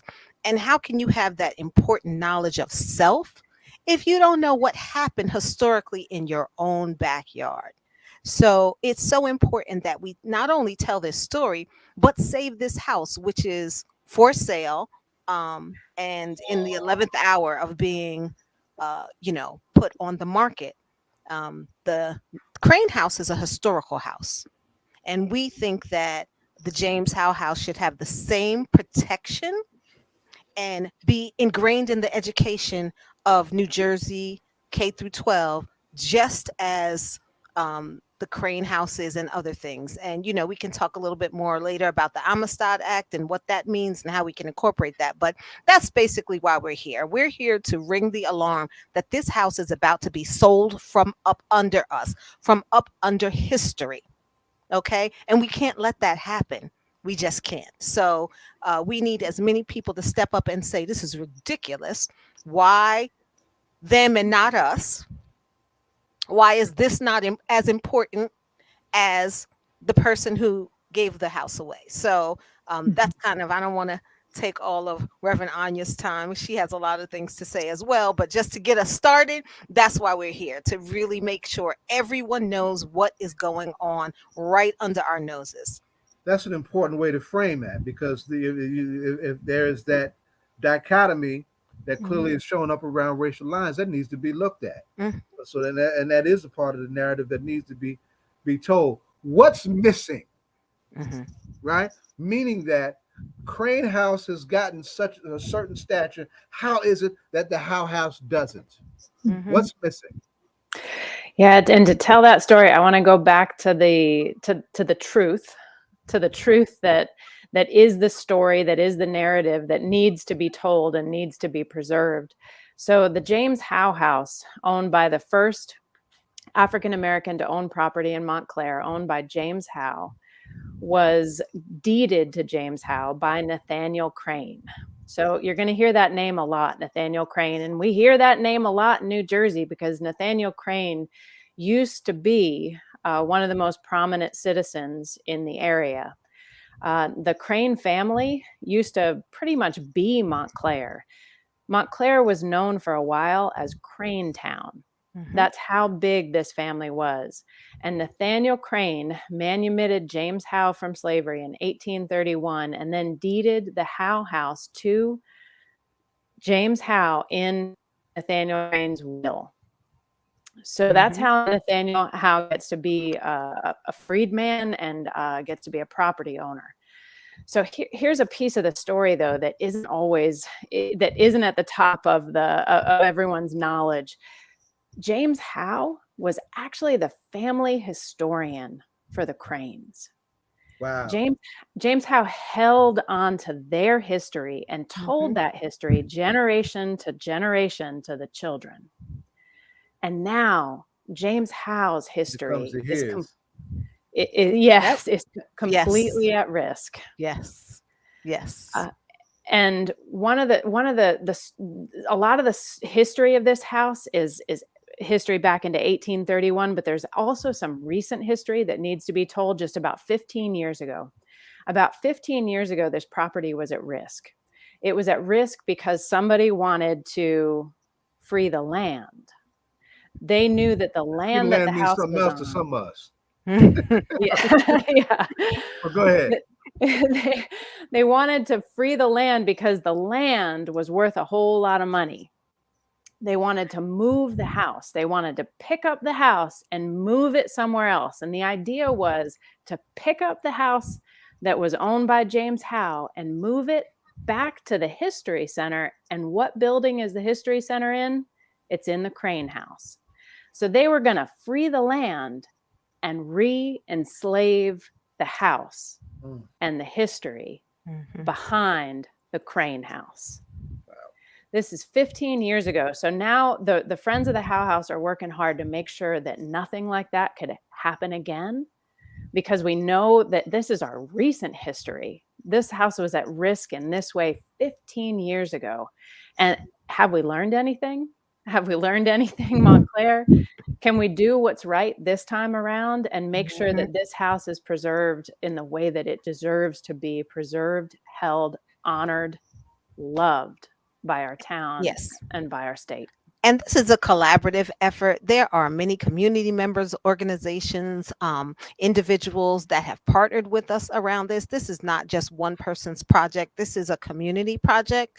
And just to say tenderly and with love, this ain't our first time trying to do something in Montclair or in New Jersey or in Essex County. There are so many fires to put out brought on by racism and erasure of our culture. We can be in 20 different places trying to do the same thing, trying to save buildings, stories, pictures, correct laws, get at the judicial system, get at the educational system. So when we talk about certain things that, Well, what happened? Why wasn't this done earlier? People did what they could do at the time. And we appreciate those efforts. The fact that it's still there, that it still exists, we appreciate those efforts as well. But now, today, none of that matters. If it's sold out from under us, the people, the community, we lose that historic monument. We lose that, and we can't get it back. I Yep. mean, it's barely talked about now. We would love to do more with it, but we've got to get it safe first. That's the most important thing. So that's really, there's a sense of urgency around this. There's a sense of partnership around this. And there's a sense of righting a wrong, right? And we have so many wrongs that we have to right in this community. And this is just one of them, but it's a timely one. This is of an essence because we literally can lose this house just like that. So Yeah. that's why we're on the air really saying this is priority today. Or So else we won't have it. there are two issues that we really want to lift up. One, of course, is the urgency of the financial dimensions of trying to actually Yes. take hold of the house. But the other is there should be, and I'm just saying this hypothetically, and I want y'all to fill in the Mhm. blank. There should be a way to legally fast track the kind of proper historical landmark protections on this to prevent that from happening. Yes, sir. Now, So why has that not been the case in the Hale House? What's that's an up? interesting question. And the house does have local landmark status. About 15 years ago, when the house was at risk, some amazing folks in the town did the work to make sure that the house was protected locally. Y'all get some hot shout outs from your Yeah. community, by the way, too. History should be told, not sold. I don't know who that There you was. go. I love that. Yeah, Ghana put that in poem. Amani You know that. was not lying when Maria Ghana shared. Tao, thank you for that. There are a lot of people I'm who've sorry. been Go ahead. fighting. Yes. There are a lot of people who are fighting on this. It is a community coalition, and the folks who are fighting are doing so morning to night, and this radio show is a piece of that. So landmark status, we got landmark status about 15 years ago locally. Amazing people made that happen. But our group, when we first started out, the Friends of the Hale House, our first project was to make sure that we got state and national landmark status as well, because those are necessary if you're ever going to get grant funding to make sure that you can really care for a property going forward. Not just own it, but sustain it. This has to be sustainable. Right. But it's not enough to keep it off the market. And that's where we run into this issue that we have today. It was still legally put on the market. Yeah. So who actually is considered the owner of that is able to do that? Mm-hmm. Yeah, the current owner is Mr. Van Dyke, who we don't have an issue with Mr. Van Dyke. He's a business owner. He wants to sell the property. We've been trying to work with him, and we've been trying to purchase the property from him. So the fact that he put it on the market gives us this opportunity. Yes. What our concern is that we would love the community to stand up and say, "Got your back. Here's the funding you need to do this work." And by that, we're looking for funding from community organizations, from towns, from our county, from the National Historic Trust in New Jersey, and we're going to be fighting for that as well. Mm-hmm. So for those of us who have well-connected or well-heeled friends and family, this is something worth in giving to in a very real way. I put the website for the campaign in our chat, and our tech folks have to put it up. We're certainly going to be sounding the drum. So tell us now about the campaign itself. How can folks support the campaign? Yes. Well, I mean, it is support from some everywhere. Absolutely. Yeah. That's very important because we want everybody to participate in this, and we don't want people to feel like a house. I can't help you buy a house. You absolutely can. So if there are people who want to give $20, $5, $10, $100, we have a GoFundMe that they can contribute to that. If we have people who are like, I can give something significantly bigger than that to help you do this because I believe in what you're doing. Excellent. We down have payment bridge size builders, contributions. I down want you. I hear you. payment Yeah, size make it plain, baby. contributions. That's right. That's it. That's it. So we are welcoming with open arms those people as well, and in talks with a few. But we definitely need more. It's not enough yet, and it's not enough. So it's twofold, as we touched on. One, to just say we have enough to buy this house, but the second to say we have to sustain this legacy. Right. So those are the two things, but we cannot do one unless we first do the other. Yes. So in addition to fundraisers, which will be on the website, in addition to all of the other things we do, we really need cold hard cash to make this happen at the 11th hour. There is really no other way to say it. There is no way to dance around that. That is what we need first and primary before we can think of all the wonderful things we can do, adding it to curriculum and having to, like, all the things we can imagine about the Hale House won't happen if it's gone. If someone else buys that house, developers, without that connection, without caring about the history, and you may have heard I didn't use Black history, I said history. So, and because I really don't want to other this history, this is all of our histories. And one of the problems with America is that we don't own all the parts of our history. So it is our right. So it is our history. And we really need to all pitch in and make this happen, because a developer or a person with a piece of property who's selling it is just going to want the highest bid. It's just going to want the best price. And if they don't have that understanding, I'm almost not mad at that concept of not knowing, right? So you just say, hey, I have this piece of property and I want to get the best price for it in a nice town where I can probably put 8 or 10 houses in the same spot, etc. Right? Yes. Exactly. Which is why they wanted to remove it years ago. Absolutely.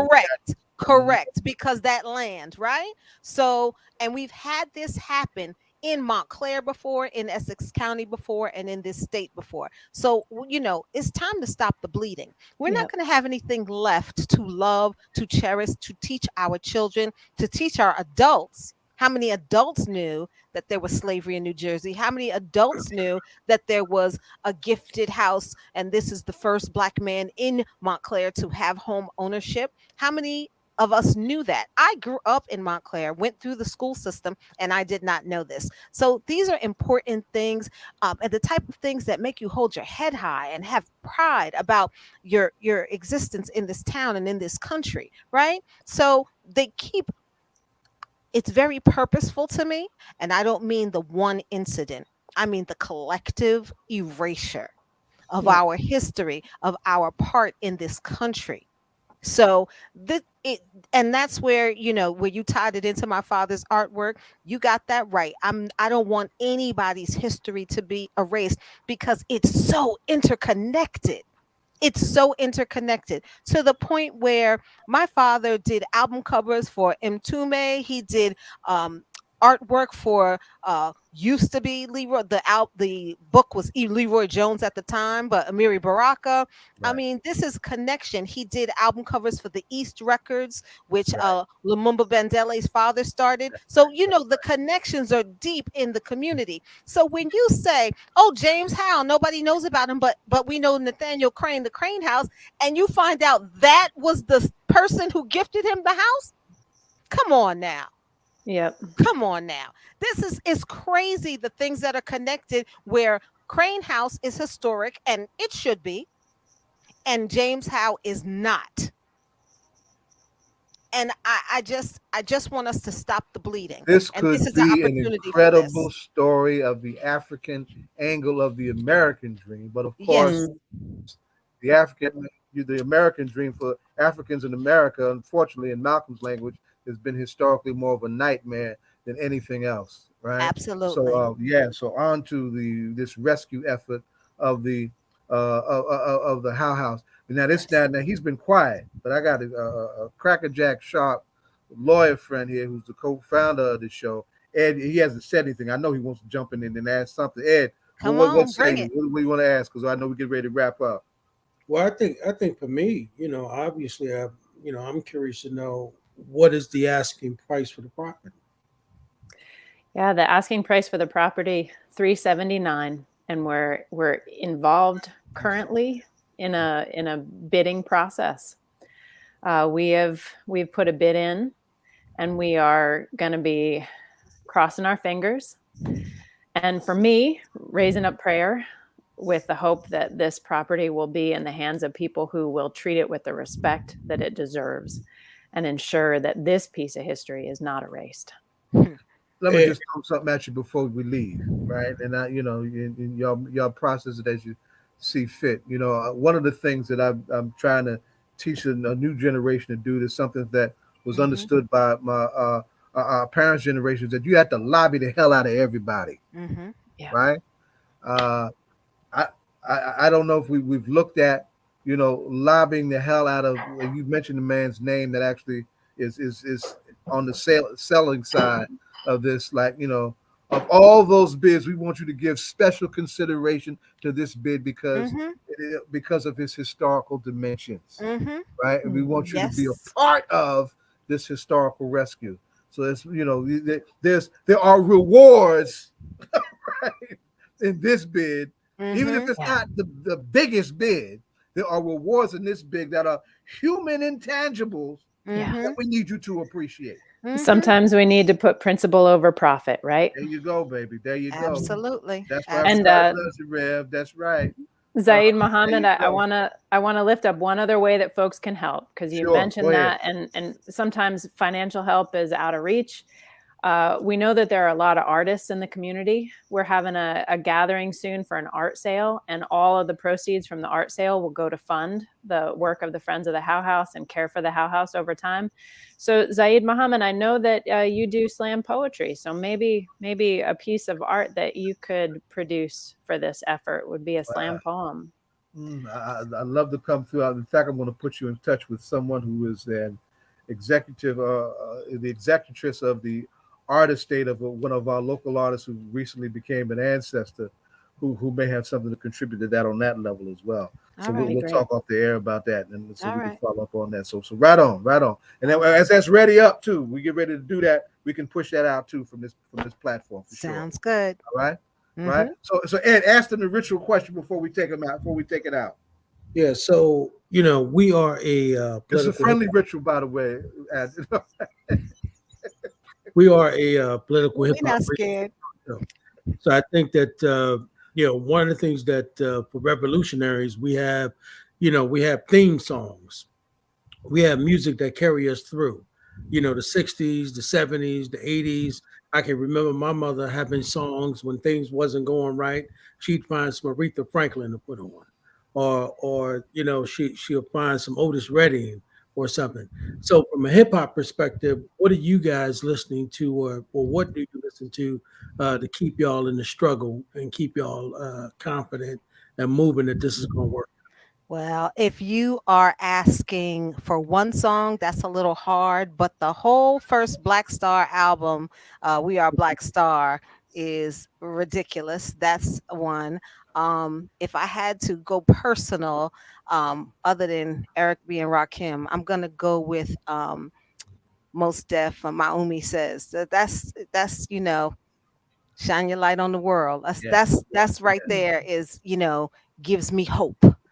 I don't know you, Donna, but I kind of think you showing off right now. So Shine. I'm gonna push back a little bit and say I want my people to be free, to be free. That's right. No, not showing off, but seriously, that would be my passion. Okay.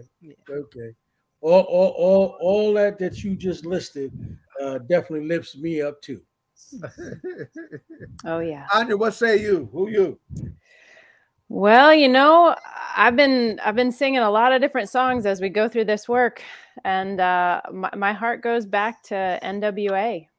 Wow. Okay, Wow. all right. That's what I hold on to. That when I'm doing the hard work of pushing against oppression, that's what I grew up with, and so my heart goes back to NWA.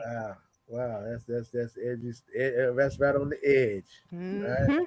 Hip hop will live on the edge. Yes, Right? sir. Well, we appreciate you so much for having us on. We want people Absolutely. to Very proud of you. give in whatever way that they can, support the Absolutely. Hale House, any connections they think they have, any people they think we need to speak to, any letter writing, protesting.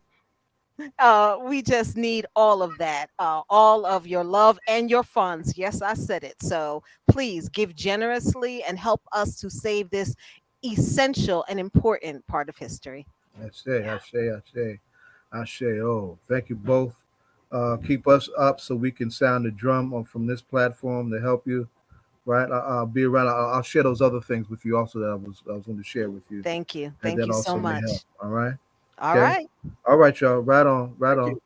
All right, Okay, beautiful Pop, stuff. stay out them streets, man. No, no. The Panther's a street cat, baby. Thank you. Okay. Thank you. All right, y'all. Okay, beautiful. Good segment. Good segment. Get ready to bring Rhino in here. Right. Yeah, I don't see Rhino yet. You know what I he's mean? not here yet. No. That throws me back. I mean, one of the things we have lost so many historical spaces just in the New York, New Jersey area for our history. And I'm from our recent history to going back that far, right? So it's this is a story that I really hope, turns the corner in a certain way. One of my favorite struggles that we won was a struggle to save the Audubon Ballroom, right? That's where, of course, where Malcolm was ultimately assassinated, but where he used to have his OAAU rallies, right? That was a building that was getting ready to be sold to Columbia University. Listen to this, Ed, right? By the city of New York, courtesy of Mayor David Dinkins, for $1. What? Columbia is one of the biggest landlords in the city. Absolutely. Right? They were going to give it away for $1. We got wind of that. We went buck wild. I want to shout out my comrades from the December 12th movement. They're getting ready to have their 35th anniversary. But that was one of the big things that we did in the early 90s to save the Audubon. And it took a lot of work. It took some rumbles with the police, right? It took turning around in New York. They have community boards for neighborhoods, turning around a community board that did not know the history and all of that. And they used to just kind of just rubber stamps, things like that happening. And it took a lot. It was an intense struggle. And initially, I have to say this also, that the trauma of Malcolm's assassination was a factor in making it an uphill battle. For example, Dr. Betty Shabazz, God bless her in the land of the ancestors, was still so traumatized from the assassination is that she couldn't even embrace it when we first took it up. We had to really push this for several years before she could get herself together to say, okay, it is time to save this thing. And then once she got involved, then the David Dinkins and them had to wake up and say, all right, we kind of looking stupid with this. We need to fix this, right? And then it became a big turnaround thing to save the space, and it turned it into, and then her vision took over, and it ultimately became the Malcolm X Dr. Betty Shabazz Educational Center. It's going through a renovation right now, too, by the way. I have to lift that up. So those fights can be won. Right. They can be won. So that really just took me to a number of places that, some of the places that we had right here in Newark, the African Free School and the places, where the Spirit House movers were, all those spaces are gone. None of them were ever given the historical protections. Right. Right. Well, you talk about the Spirit House, that entire street is gone. Yeah. It doesn't even exist anymore. Yeah, I mean, that was your own neighborhood, so you know what I'm talking about. I mean, I lived across the street from there, so I grew up there, across the street from the Spirit House. But the Audubon Ballroom was the last place I had a fight at. By the way, that was the last. No kidding. Yeah, that was the last place I fought. That was I ended my career at the Audubon Ballroom, brother, in New York City. No kidding. Yeah, man. Yeah. and you know, and it was Can't make this interesting stuff being up. in that building, man. You know, Can't make this stuff up. not at all, brother. You know, so but you're right. I mean, you know, these sorts of wars can be won. The problem is that the consciousness of the people have to be raised, right? You know, and that's really our problem, you know, Yes. right now, brother Zaid. It's like, you know, and you know this because that's one of the struggles with the National Black Political Convention, right? It's about trying to raise people's level of consciousness, you know, Yes. not to the point where we're sleeping, because you know there's other people who understand what the value of the Hale House is. They understand it, Mm-hmm. but those of us who should understand that, right, don't understand it. Yeah. It's almost like we just don't care anymore, Yeah. right? Yeah. But there's more than enough black people in this country that if everybody just gave $1, right, you could raise enough money to outbid anybody, Yeah. right, Exactly and right. get that property. But Exactly. again, it's about the level of consciousness, right? That's So, exactly. you know, and there's an old saying in the movement that if everybody give a little, nobody has to give a lot. Yeah. Yeah. But Yeah. that's the problem. It's so, you know, And once upon a time, we had that kind of consciousness. that's right. We did. I mean, we used to give nickels, dimes, and dollars to buy property, Mm-hmm. right? We used to throw all kind of parties to raise money in order to buy property, right? And at this particular point, man, we just don't have that level of consciousness. I tell, as we get ready to move into the holiday season, and particularly with Kwanzaa, I beat the hell out of our adults for one being event junkies, because Kwanzaa was built for the family, and you're supposed to use that in your households 7 days a week. But when Yep. it comes to that epic Kwanzaa principle that is Ujamaa, right? Cooperative economics, right? That is an adult right principle that adults need to get. Don't be wishy-washy with Kwanzaa. At some point, we got to grow the hell up economically with our money, no matter how large or small or challenged or discriminated against, and do the things with that money, pooling our resources the way our ancestry, our DNA, and our culture, and our principles, and our high values have always taught us to do. Yeah. That ain't the kids. That's not leadership coming from the kids. That's the adults are supposed to be setting those kind of examples for the kids and instilling that in our kids. Right.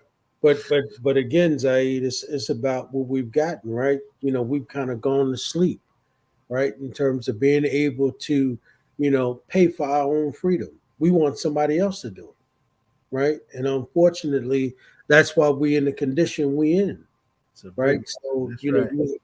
I mean, you know, anybody who's paying your way somewhere want to be able to dictate which way you go and who you should be listening to and what you should be listening to, right? So we've got to get, you know, and what's funny is it seemed like the only place that black folk can raise money seems to be in a church, right?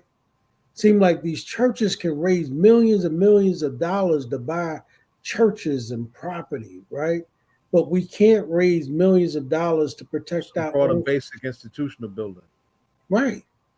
And even those churches have got to come to the realization where our culture need to be protected too, right? So if you got these Churches need to be springboards of that consciousness. right, Need to be fostered. if you got these churches that can raise millions and millions of dollars, they should hear this and they should be able to say to their tens of thousands of members, you know what? What we ought to do is all of us ought to give $10 to save this property. Bang! You know what? You got $500,000 right there. Yes. There it is. Yes. Now, and if the property is only asking for 379, well, let's start out and offer 400,000 right off the bat. Yeah. We got 500,000 we can play with if it's a bidding process, right? And that money could be raised overnight in the black church. Yeah. I'm Zaid, I'm telling you what I've seen done. Yeah, absolutely. Right? Absolutely. But that is about, you know, the level of consciousness. I've even seen the Nation of Islam raise that kind of Oh, money. absolutely. Oh, absolutely. Right? We were specialists at that. right. I've been part of drives when that's Mhm, happened, mhm. right? When this kind of thing has been brought up, and somebody said, hey, you know what? The minister needs to be able to raise this kind of money to do this, right? And we get on it, man. Mhm. You know, I mean, That's what, yeah, yeah, that's one thing they used to pull me and Khaled out for, and the nationalist rise. Or let them make the pitch for the money. They know how to do it. yeah, And I'm somebody that doesn't have no money, but we know how to do that. that's right.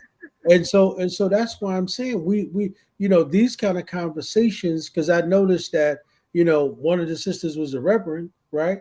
I'm Yeah. saying those kinds of pitches need to be made, right, at these ministerial associations to say, look, let's go and have this conversation with these pastors and say, hey man, can we get you all to make a donation to ask your churches to get involved?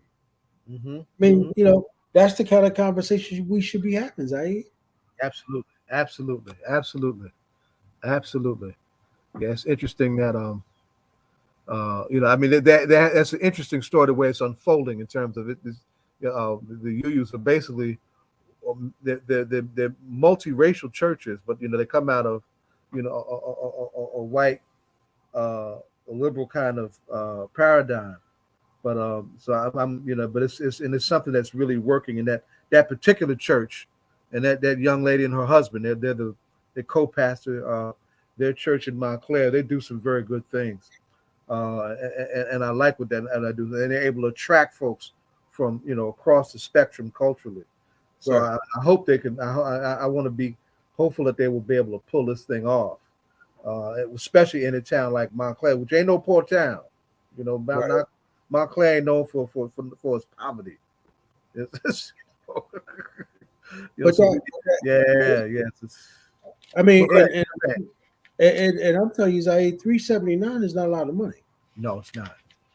I mean, I thought they was going to say at least 1.5. Yeah, I was expecting the something 7-digit like figure. that. Yeah, I'm like Yeah.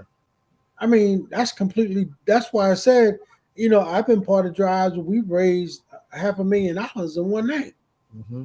Mm-hmm. right? So, I'm saying those kinds of conversations, and I'm sure that these organizations are not for profit Mm-hmm. that are trying to purchase the property. Mm-hmm. So that being said, somebody could simply say, "Look, let's have this fund drive at all of these churches, and everybody who gives, look, you can write this off on your taxes, Yeah. right? Yeah. It's not going to hurt you. We're a legitimate 501c3. You give us $100, you can write that $100 off on your taxes. You gave $100. That's less what you're going to pay in taxes, right? Mm-hmm. Mm-hmm. And I'm saying somebody need to be having that kind of conversation in these churches. Mm-hmm. But we need to have these. I mean, I'm just simply thinking about the kind of fundraisers that I was a part of in the Nation of Islam. Yeah. Right. Yeah. The kind of fundraisers I was a part of in churches, right? Mm-hmm. Or in the language they use in churches is sowing, right? Right. It's not a tithes, That's right? right. They're not Purify telling your you, soul. That's right. Give to the fields. Give us. That's right. they're telling you to give your best seed, That's right? right. What you can, and a seed will meet any need, right? Mm-hmm. So this is about our culture.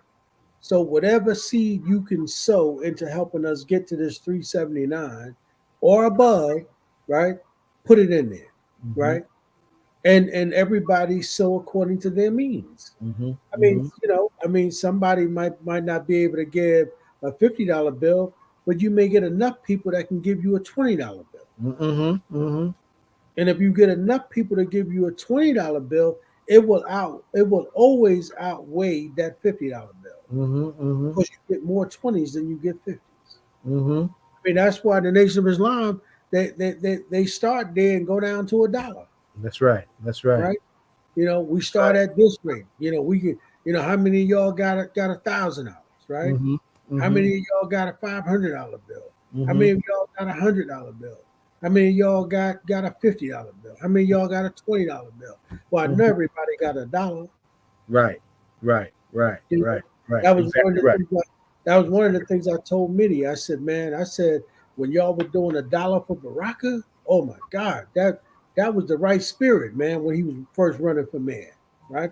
$1 for Baraka, right? Yeah, yeah. Experience. Remember well. Yeah. And so that's why I'm saying if you got 30 to 40 million black people and you get enough black people to give you $1, listen, one of the things I was reminded of, Zaid, was I remember when Barack Obama was running for president. I was gonna go there. Come on. When it first came about, and when he would send out, these texts and so forth, and we didn't call it texting per se, but they were like alerts or emails or whatever, and he would ask for $5. That's right. Remember, he did that when he revolutionized national campaigning on national stage using the small money pitch. That's right. It was small amounts, right?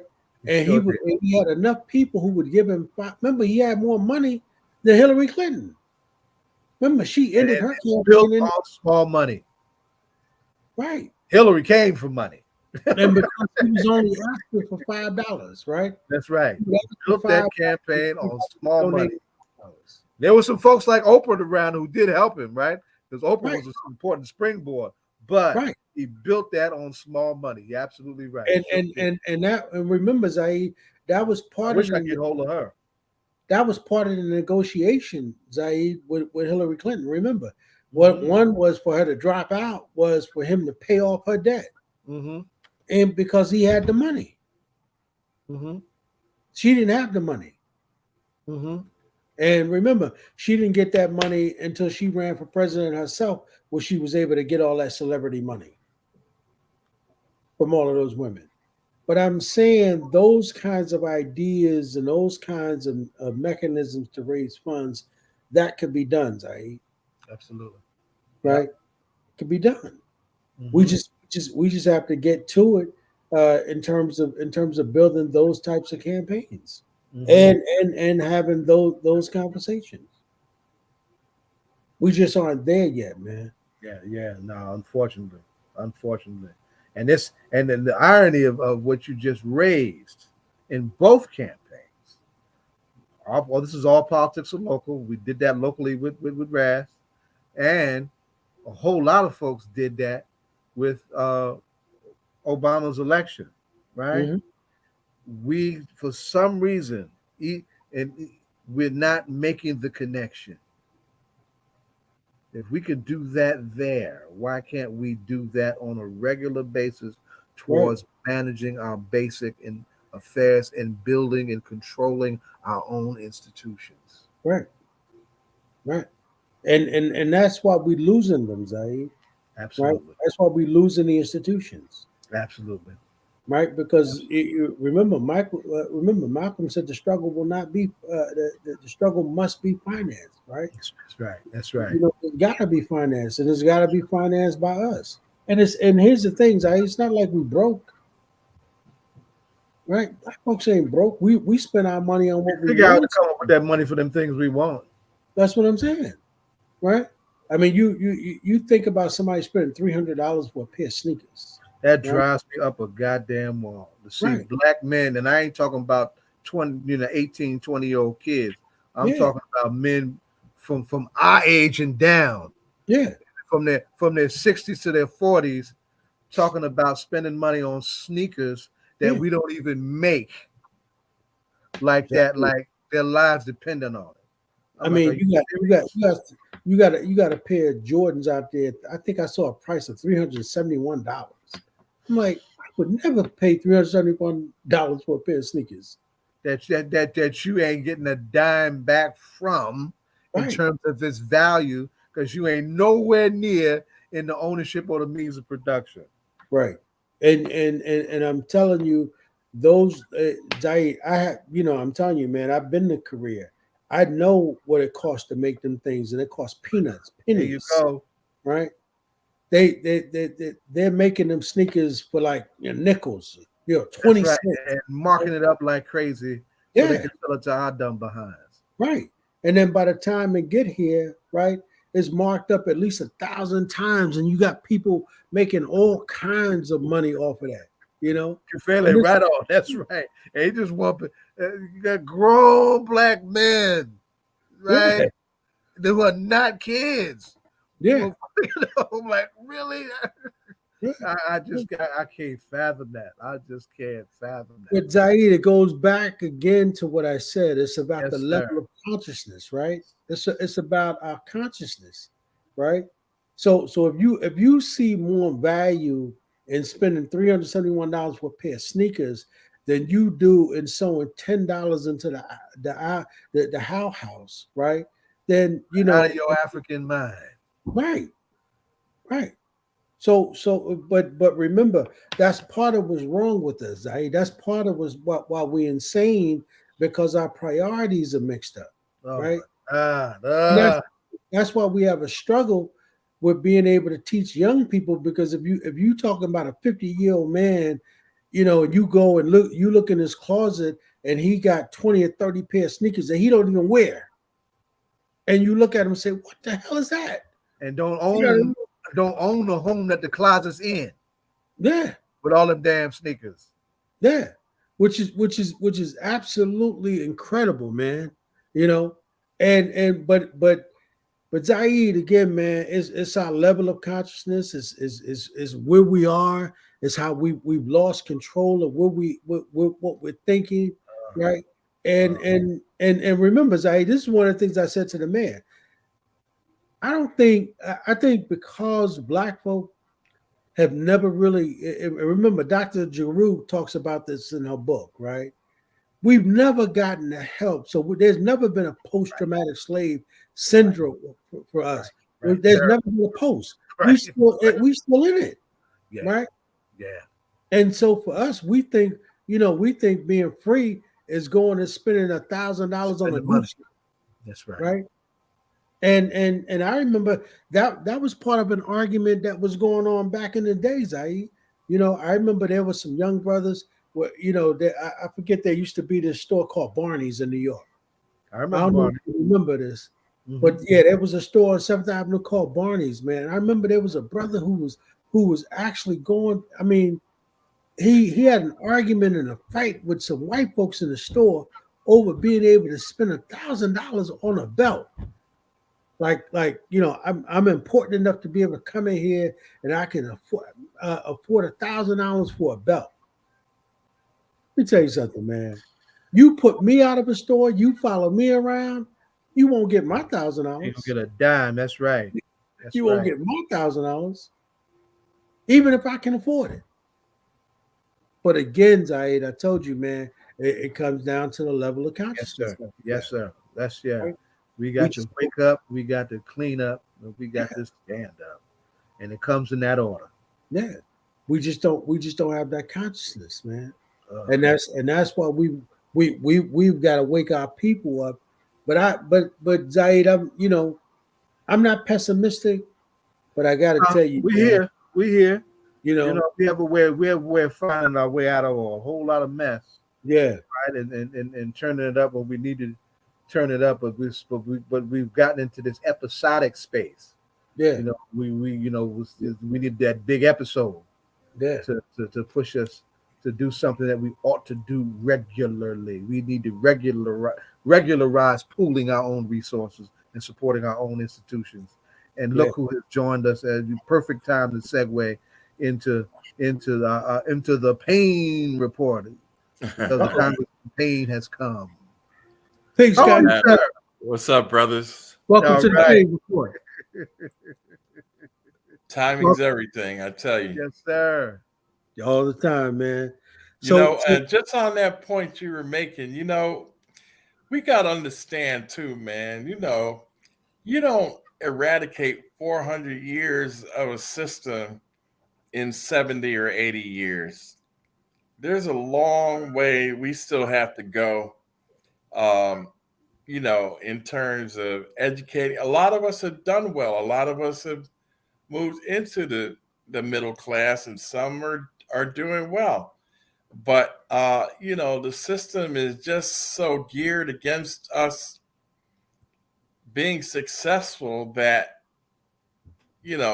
we've got to tear those institutions down that, have been in place for so long, and then, all right. So one day they say, oh, guess what? You know what? You've been working on this plantation all your life. This is all you know. It's what your mother did, what your grandmother did, what your great grandmother did. Okay, now you're free. See you later. I mean, Yeah, see you later. that's You're it. free. Goodbye. That's it. But don't give me nothing Right. to go with that. Right. No food to move on. No horse to, no nothing. Right. Like now the one place you did figure out how to take whatever they didn't want to eat and make it a delicacy and make it edible, you don't even have that now. Yep.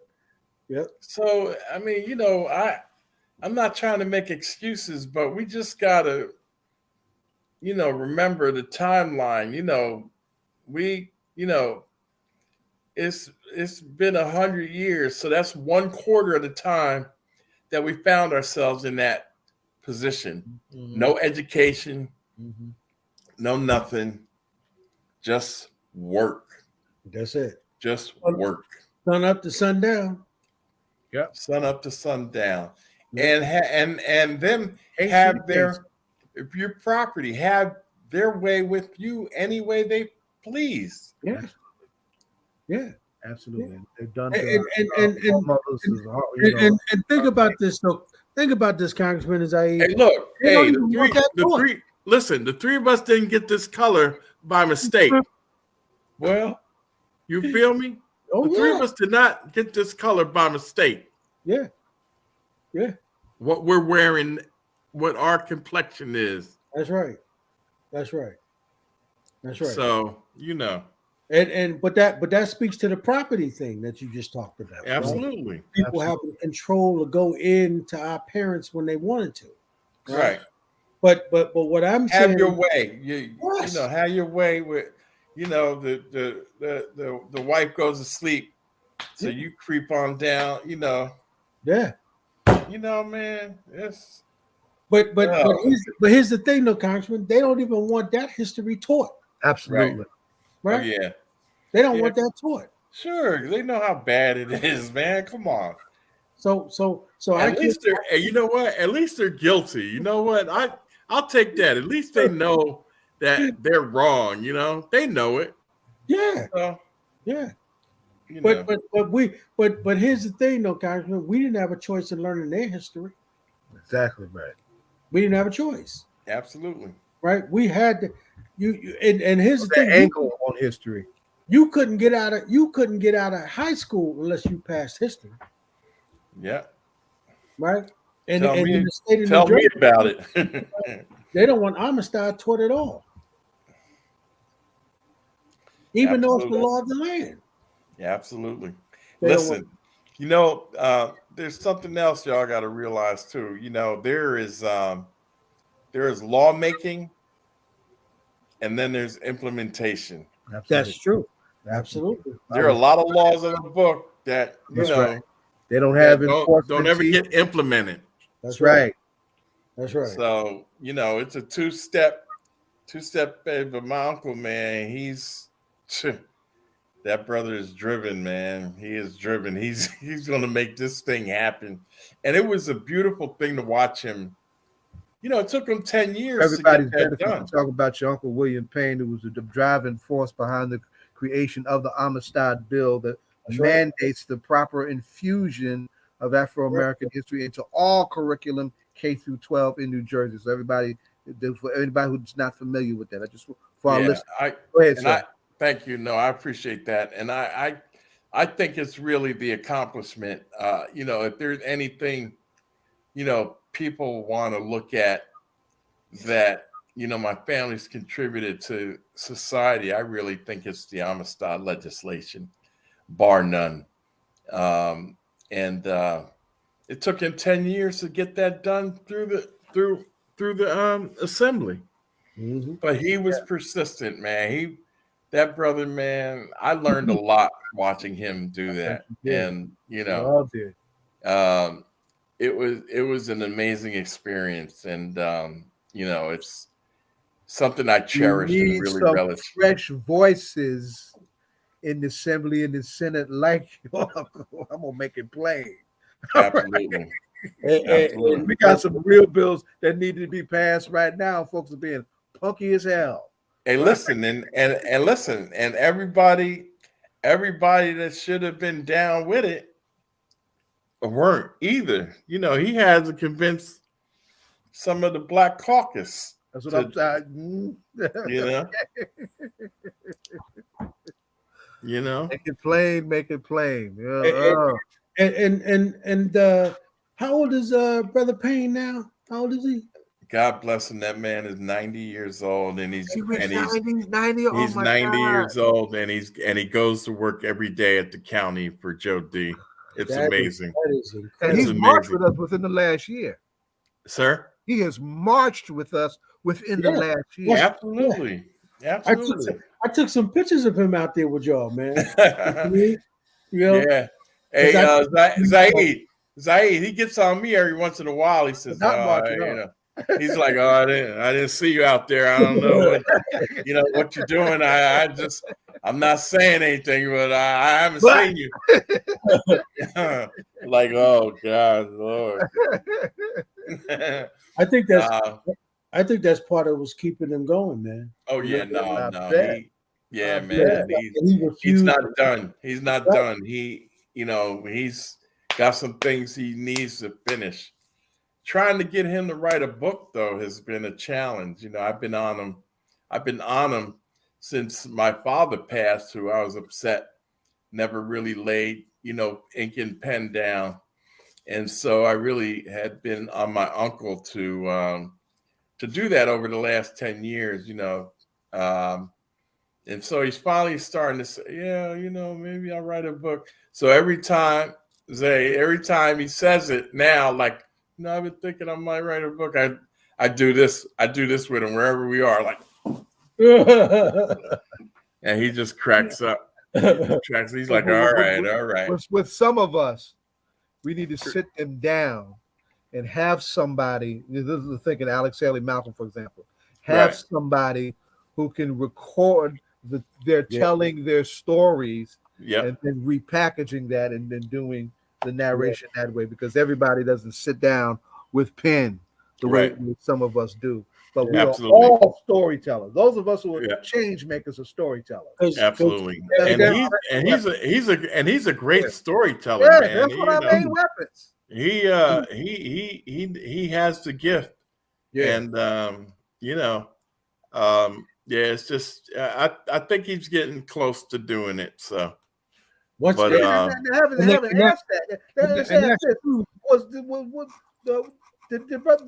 the elder go to Gary in 72? Was he at Gary? Do you know? I believe they were in Gary. Because there was a delegation. Because Ed just went through a whole thing with Assemblywoman Cleopatra Tucker about her having gone, and she's got this whole trove of pictures and whatnot right on, man. And Kafele is laying in that Bill Payne and Leonard Jeffries need to be. But listen, Kafele, John Everett went to his grave, cussing Leonard Jeffries out for not putting his books out, and Jeffries was the teacher. and let me just give you a fun fact there. Leonard Jeffries, Amiri Baraka, the Payne brothers, the Adebayo brothers were all at Barringer at the same time. That's right. Wow. I knew you were going there. Yeah. Wow. Yeah. Wow. All there at the same time. Wow. Who knew? Wow. Amazing. Wow. Amazing. Loaded.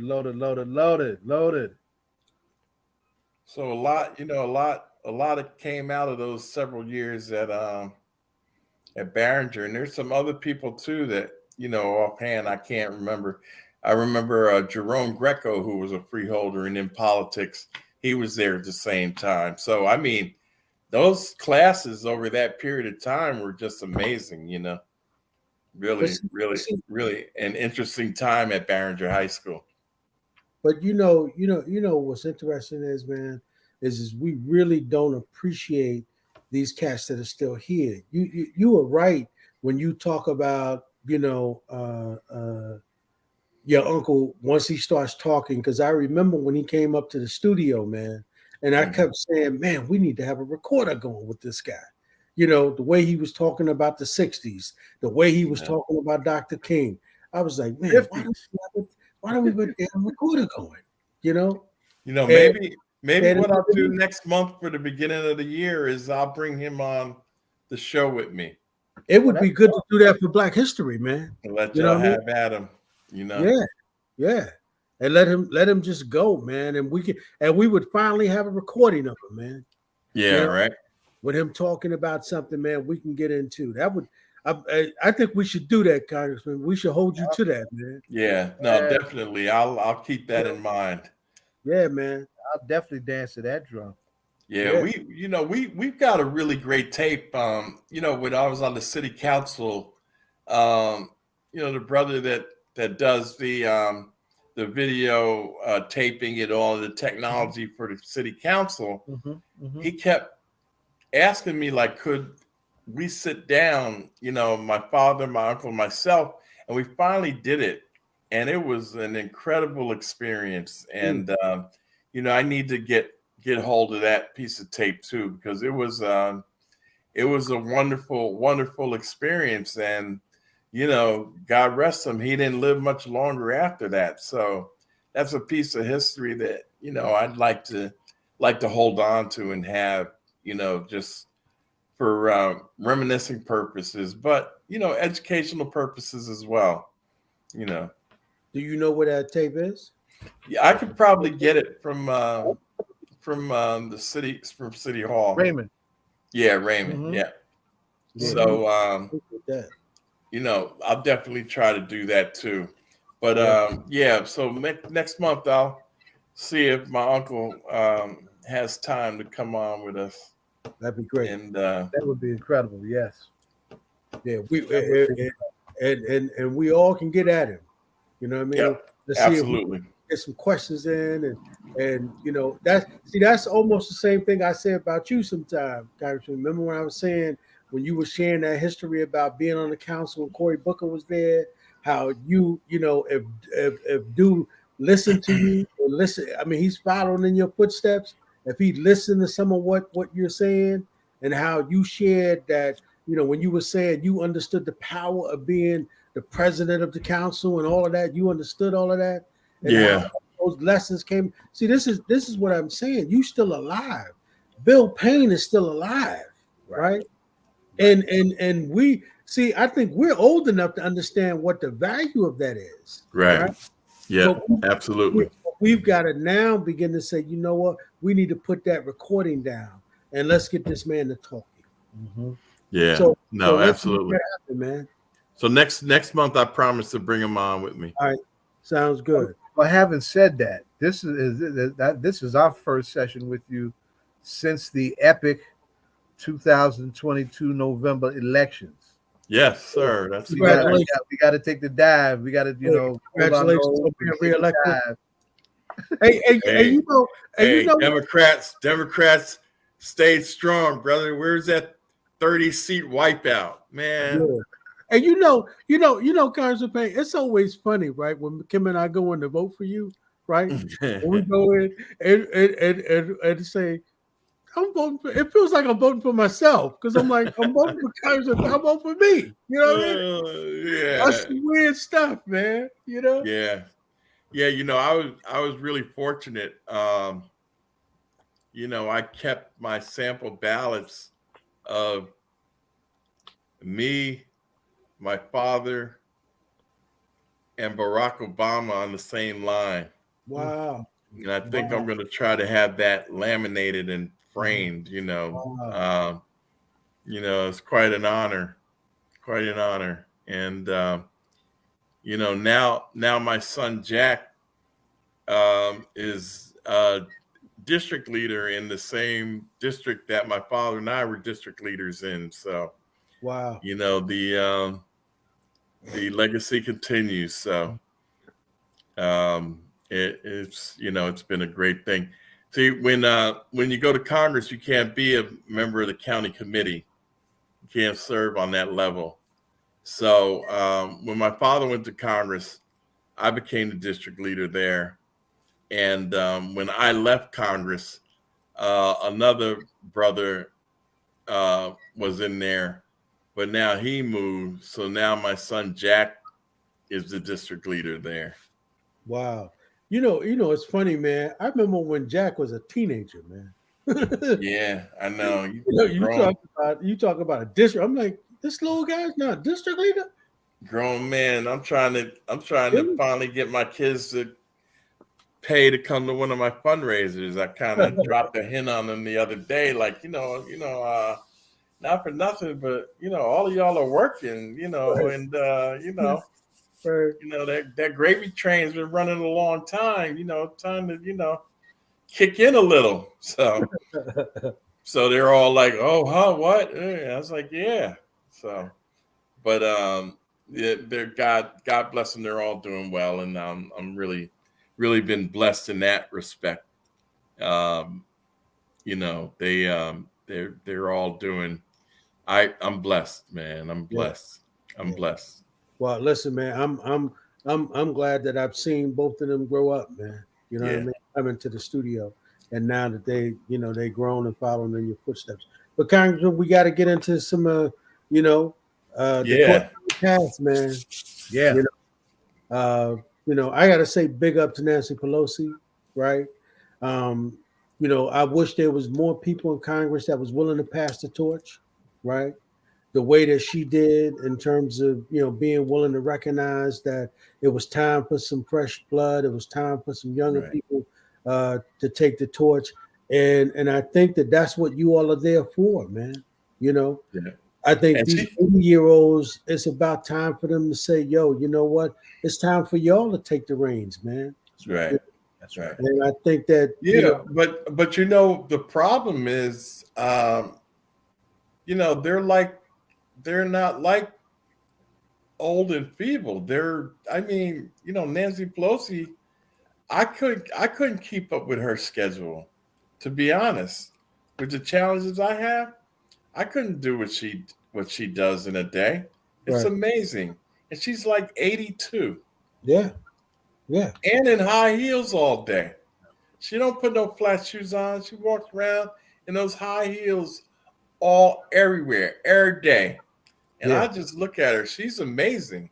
Yeah. Steny Hoyer, same thing. He's over 80, but they have their faculties and they're still they're not an old 80. Right. And that's part of the problem. They're still doing well and leading the charge. And so, even Jim Clyburn, I mean, all three are over 80. And you wouldn't, to listen to them and see them, you'd have a hard time thinking about it. But it was time. And she had promised that, that this would be her last term. So she kept her word too, which was big. But I'm just so proud that my brother did the hard work and positions himself to where he basically boxed everybody out. I mean, I anticipated, and I've been a confidant to Hakeem since we've been there, and we talk a lot, and I help him with different things, and we interact, and I figured out, my mindset was on it was going to be another 3 or 4 or 5 year trajectory before he got there. Wow. Man, turned around, bang, we're there. And I'm just elated. He's done the work. He's gained the respect. The one area where he kind of got lucky, I would say, is when AOC beat Joe Crowley. Okay. Because Joe Crowley was in between him and that seat. Joe Crowley wanted to be the next speaker. So he was doing all the work to put himself in that position. But once AOC beat Joe Crowley, that opened it up, and Hakeem stepped into Joe Crowley's space and has done amazing work that has allowed the Democratic caucus to embrace him, and nobody even raised their hand like I might be thinking about it. He just it was like by acclamation, damn near. Pony up the money, as they say. Oh yeah. So he's going to have some money, raising challenges, just to replace Miss Pelosi. She was a fundraising beast, to say the least. But you know what? I think the beauty of it, though, Congressman, is the fact that he has her there as an advisor. Remember, she said, "Oh yeah, no, she's going to be definitely there to help guide him, through this transition." So, all of them, and Jim Clyburn is remaining on in the leadership, and so that's going to be helpful as well. But it was a great thing to watch and watch it transpire. It was amazing. But that's why I said that when I saw that, one is I thought about Hakeem's youth, right?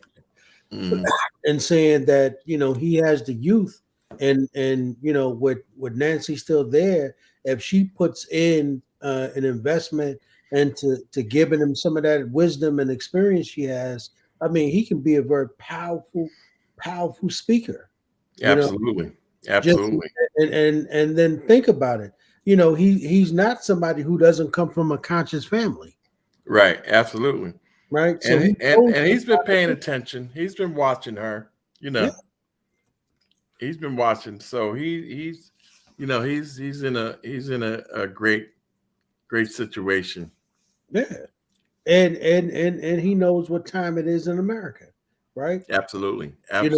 So to get in that position and to be able to move in the direction that this country needs to be moved in, I think that in my mind, I think Hakeem Jeffries is the right choice at this time. Oh, absolutely. And I've never heard him in any situation make our people look bad. I've never heard that from that brother. Right. No, he is a good, decent-hearted family man, and is a righteous brother. Yeah, and can talk to everyone. And that's why I said I think we can all be proud of him at this very moment. And I think that he will do all of us proud in terms of making sure that other folks coming behind him also get opportunity, right? He's got a plan. He's got a plan. And anytime you're the first at anything, you recognize what that pressure is. Remember, President Obama said that, right? When he told his daughter standing up on the steps that night before he got sworn in, he said he recognized what it was to be the first Black president, right? Absolutely. And that he couldn't, go up there and act a fool and dance to Django, Right. So I'm sure that Hakeem knows that. And you don't have an uncle like Dr. J and think that you can go up there and dance to Django. Nah. Oh, no. This brother is he's a good, decent man that has his head on straight, brilliant, loyal, legal mind, and a compassionate heart. So where the Democratic Party is in good stead, and he ain't no chump either. So I mean, any brother that can quote Biggie Smalls in an impeachment hearing for a president, that's a special brother. Oh, yeah. He went through all the reasons why we were here for Donald Trump and this and that, and just the litany of all of the issues that Trump off of the top of his head. And then because his lawyer asked why were they there, Right. And so it set Hakeem up perfectly. He says, why are we here?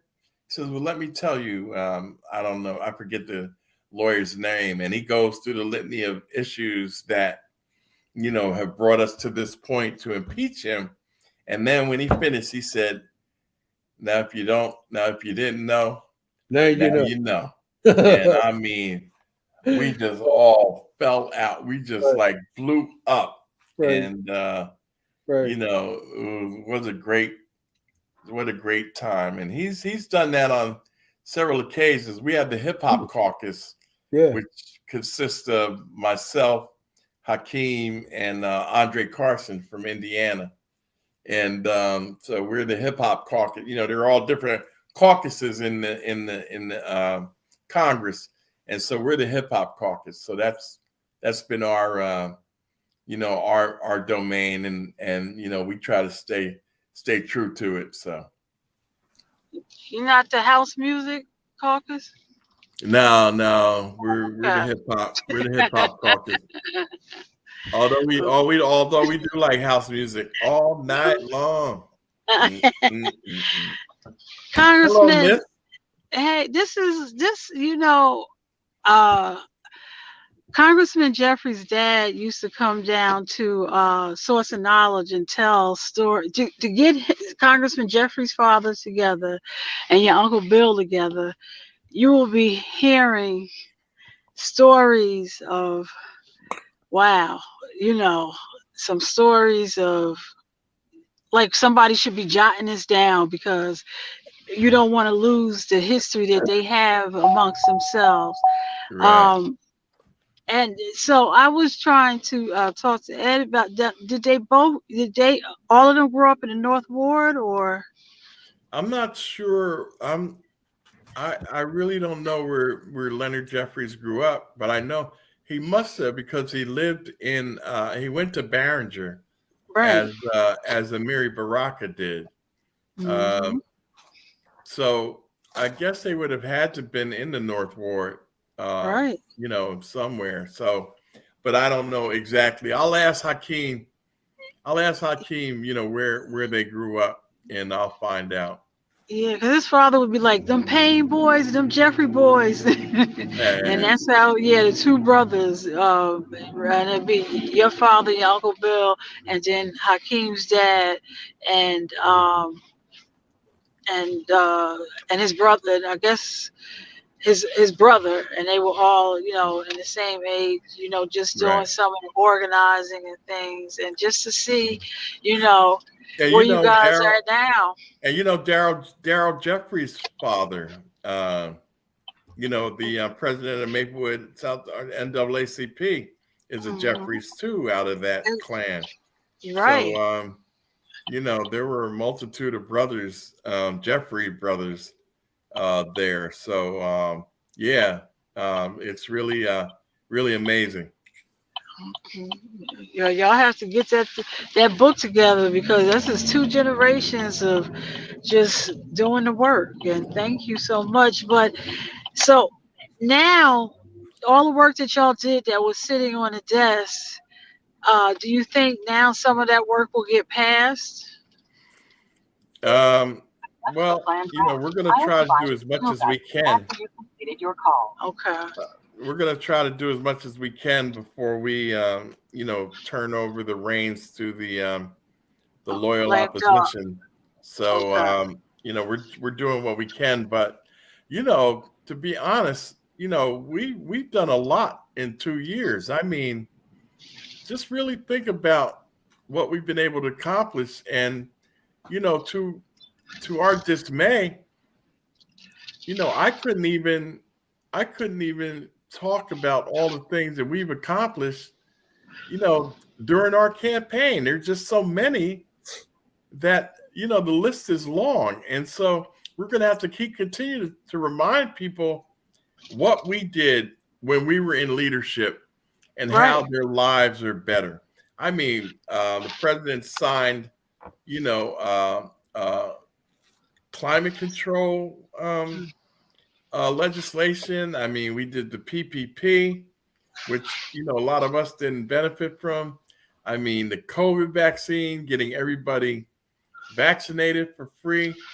And, you know, there's just a litany of things that we were able to accomplish that, you know, in 2 years.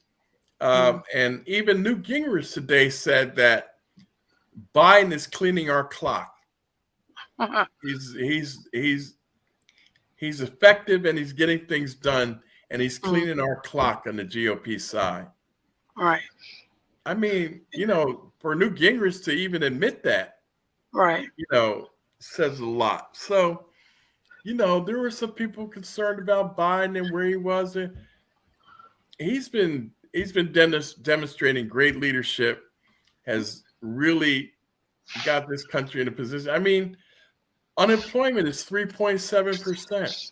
You know, of course, it's higher in our community, but nationwide, it's under 5%. So, you know, and the economy, there's no recession. Gas prices are lower right now than they were before the Ukraine war started. So, I mean, there are a lot of things for us to point at that are moving in the right direction. So I'm just proud to have been a part of it. And, you know, this week I had a pretty big success. You know, I was the author of the bills that kept, you know, the nationwide strike from happening. And the railroad. Yeah. The railroad. Yeah, that was my legislation. I was on the floor. I'm sorry I didn't get you all the information, but you can go back on YouTube and look it up. I was on the floor handling the debate, you know, for the Democratic Party, and then also tried to give the workers the 7 days sick leave that they deserve. I mean, it makes no sense that all these years they haven't had sick leave. And I raised the issue on the floor. I said, like, look, you know, how dare the Republicans talk about not giving these people sick leave? They have it. Their staff have it. So, you know, the Republicans always do as I say, not as I do. You know, Mitch McConnell voted against interracial marriages, and he's married to an Asian. Hawaiian and he voted against, you know, the interracial marriage. I'm like, do as I say, not as I do. They're incredible. They're absolutely incredible. And even after coming through COVID and seeing how it spread, because we had gotten to the point where people just didn't call out sick. You know, we were a nation that we pushed our way through, and how many people caught it because somebody didn't want to stay home. So to think that they don't want people to have sick leave is just continuing it's on. Inhumane. People get sick. Human beings get sick. What would I do if I didn't have sick time and I'm on dialysis? Right. What would I do? You know, hey, look, dude, you know, you got to come to work. I know you need your blood cleaned, but hey, listen. I got somebody who can bring on to really talk about that strike. I know two good railroad workers. They're retired now, but they can give us some real insight on that. Yeah. It was a very difficult position to be put in, but you know, with leadership comes, you know, tough responsibility, and I had to step up, you know, and save the nation. I mean, just think of the millions of families that would have been impacted, you know, by not being able to get medicine and food that comes by rail, and you know, all of that goes along with that. You know, a third of our economy moves around this country by the railroads. And you know, a nation, I mean, the supply chains in the world would have been disrupted again. And so, you know, it was a difficult thing because I'm 100% labor. Don, you know who we are as a family, 100% labor. I've been in 2 labor unions in my lifetime. So, you know, for me to have to do that, it was hard. And, you know, some people that were more senior than me stepped out of the way, but I had to step up. So then, you know, when I came back and said, well, if we're legislating this, can we legislate them sick time And then, For you real. know, the leadership was like, oh, yeah. So I had a second bill to give them 7 days sick leave. Now, it passed. I got it through the House of Representatives, but it died in the Senate as usual, where everything goes to die. You know, the Senate is terrible. Joe Manchin voted against it. I mean, you know, one of the poorest states in the country, nothing but railroads, and he votes against the bill. Racism will make you ignorant. Man. Yeah. So I had to, you know, make some tough decisions, you know, this week, but you know, and I also tried to take care of the workers too. So you know, we just couldn't afford a strike that large. Oh man. You know, as we're coming out of this pandemic, we'd go right back into you know, a recession, and things would just gotten worse. So, you know, I had to put my big boy pants on. I said, damn, I asked for this chairmanship, didn't I? It wasn't something they appointed me to. It's something I asked for. So care what you ask for, you just might get it. Yeah. But you know, it's going to work out, and we're not done with getting them sick leave, because I'm committed to going back out there and try to get it done. So we're not done yet. And where are we at with the student loan? You know, I was at the hospital and talking to a doctor, and the doctor was saying his application is in. He really needs that that loan to go through, you know. Yeah, well, once again, the Senate is in the way. So you know, we got to get people to a point, you know, where they stop voting for these Republicans that don't really care about them. I don't, you know, sometimes it baffles me. I get the reason why some of them do it, but you know, there are a lot of people that they hurt in their states by doing the things that they do. And you know, when I was debating the rail bills this week, I basically kind of said to the people listening out, you know, in the country, I said, I hope the American people are paying attention to what is going on here today and what the Republicans are saying. They're saying that you don't deserve sick time, although they have it. The people that run the railroads have it. You know, their families have it. But these rail workers that are essential workers can't have it. It's inhumane. Yeah, that didn't make any sense. And I think I heard you say that, Congressman, when you said that, you know, that you all have sick time. Why shouldn't they have it? Right. How could what type of person would I be to say to someone, well, you know, I've got something, but you can't. I can't even fathom that. How you do as I say, not as I do. Like, yeah, I know I got this, but you know, you don't need it. Mm-hmm. And they can't work. They can't work virtually. They can't, you know, they can't work from home. They got to go out there on the trains, definitely in the field. Do that dangerous work. You know, man, come on. And they in the field, in the elements work. And penalize if they take a day off because they're sick. Like, you know, what are these people asking them? Like, you know, I need to be out sick, or I have to take my child to an appointment or whatever. And they're like, well, can't your kid go alone? He's 7. Can't he go alone? I mean, you know, why? You know, I mean, it's ridiculous. It's absolutely absurd. So I'm fighting that one. I'm damn sure going to try to be successful, but I'm not giving up on that. That's a human right. That's a basic right that working people should have. Working out in that cold, and then in the heat. And I mean, come on, that rail work is dangerous and it's hard. it just doesn't even seem real that they don't have any sick time. That don't even seem real. You In know, this day and age, yeah. yeah, Yeah. that doesn't seem real. You know, Because of its racism, the American working class is one of the most backwards in the world. Absolutely.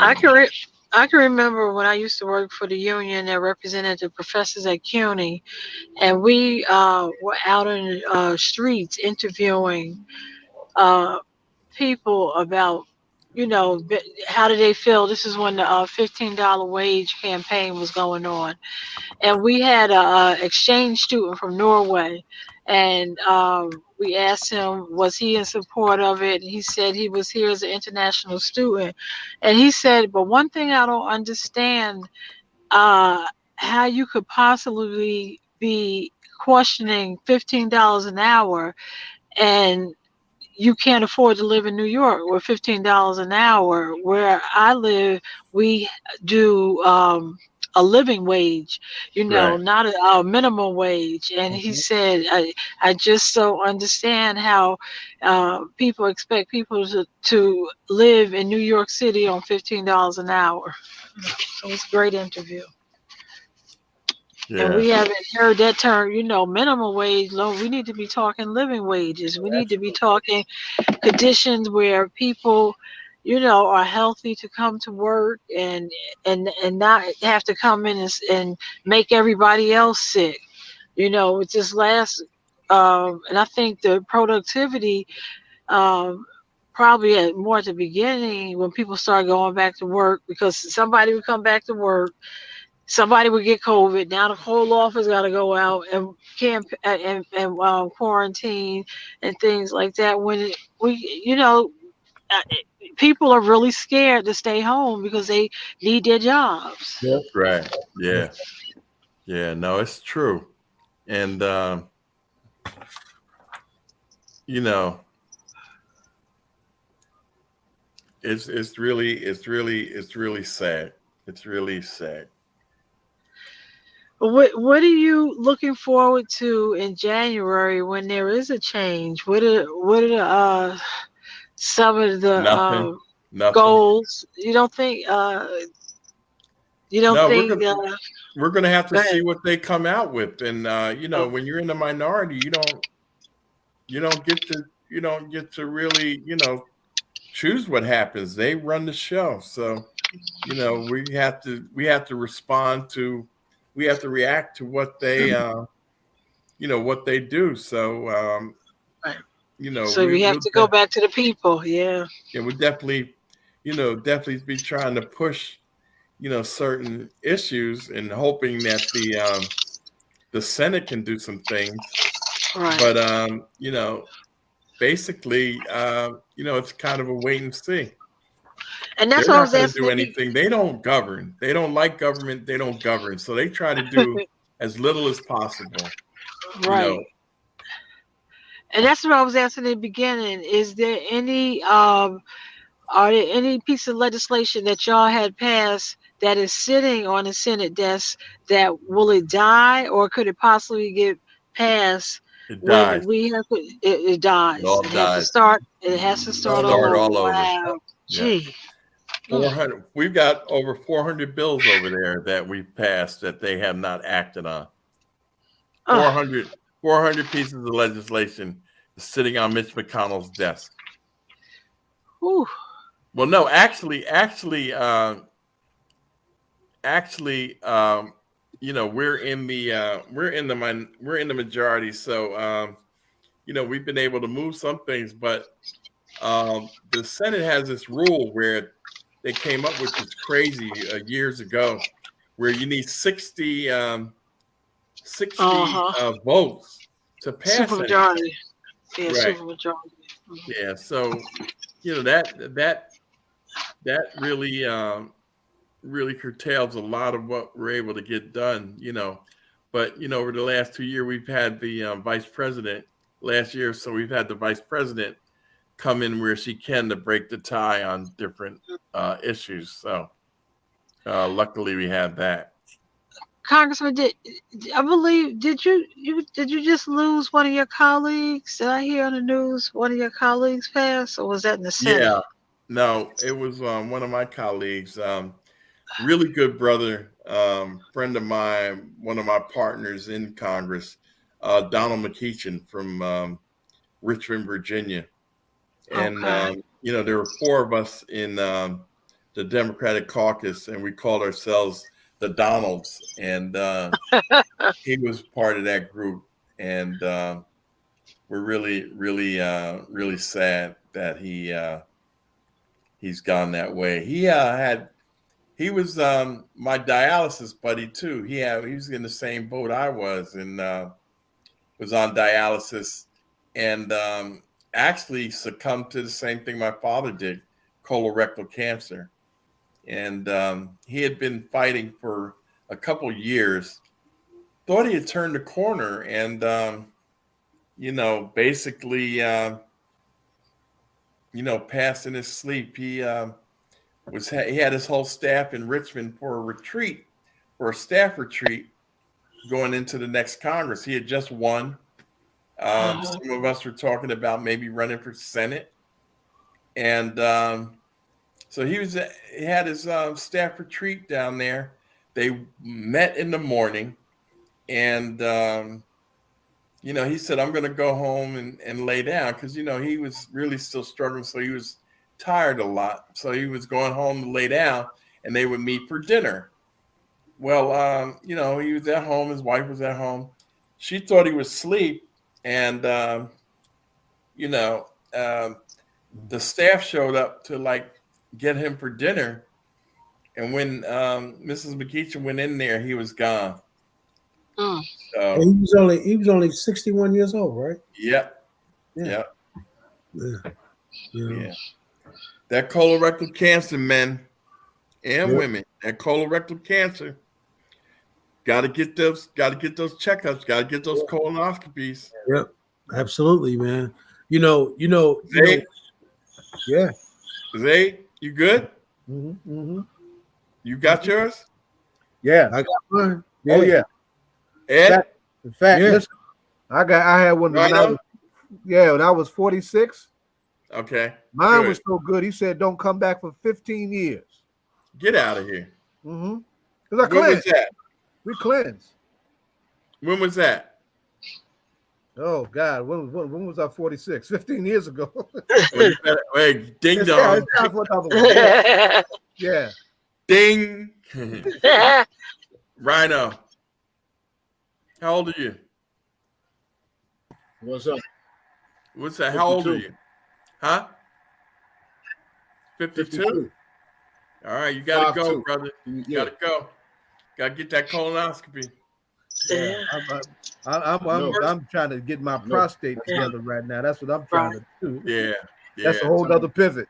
That's a whole nother one. You know what? Let me tell y'all That something. too.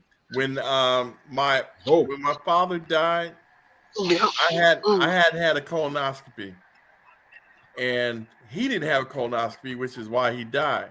Mm-hmm. So that year that he died, I went for my first colonoscopy. I had 13 polyps. Oh man, you lucky as hell. I had 13 polyps, and so guess where I was on my way to? Mm-hmm. Yeah. Yeah. All you need is one of them to go south, and that's your Africa. You gone. It's serious. So Yeah. you got to do it. And Congressman, remember your dad used to do the health fair, and was that Dominique Wilkins? Yep. And here this basketball player on the court healthy, but he was, he had Diabetes. Yeah. diabetes, and it was something that he had to fight hard to keep under control. Our health is our wealth. Yeah, And he had type People don't 1. realize that Jackie Robinson played with diabetes. Yeah, he had type 1 Carrying that diabetes. stress. You can't do anything about. Type 2 is the type that most of us have, and our bad eating habits and all. Type 1, you're born with it, and there's nothing. You got to fight it all your life, right. That's what he would. Type 2, you can if you start eating right and lose weight, it can go away. But type 1, you're born with it, and there's nothing you can do. Yeah, that's what Dominique, when he came down to UMDNJ, and he was telling, eating habits and all of that is very important. And, that was a great health fair. I thought of you the other day. There's a commercial on now about doctors who are dealing with amputees and vascular doctors, and how as you know, you had the doctor on, and how African Right. Americans are targeted. And this group of vascular doctors are saying, before you get that amputation, get a call this group of doctors. So we're gonna have to get them together with you or your group and bring them on, because now they're talking about it a lot. This commercial comes on BLS a lot. Mm-hmm. Oh yeah, no, definitely. That's something that I'm still working on, to stem the tide of unnecessary amputations in this country. Primarily blacks, but the entire nation. The poor whites suffer from it as well. So it's something. But like we say, if white folks get a cold, we get pneumonia. So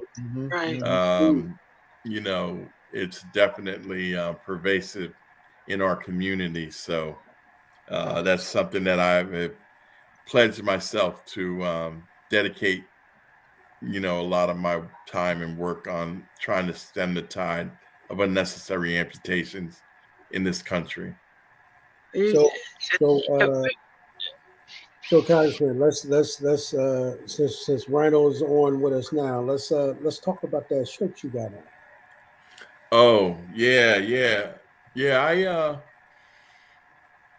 had was running around and took off my my dress shirt, and this one was just sitting up, sitting right there, and I said, "Oh man, I haven't seen this shirt in a while." And I really when I saw it, it hit me, and murder beats not people, man. That's the message we got to have in our community, man. That's hip hop. That shirt is hip hop right there. No doubt. Beats, not people. Yeah, that's hip hop. Yeah. Murder beats, not people. How long do you had that shirt? About a year and a half. You know where you got it at?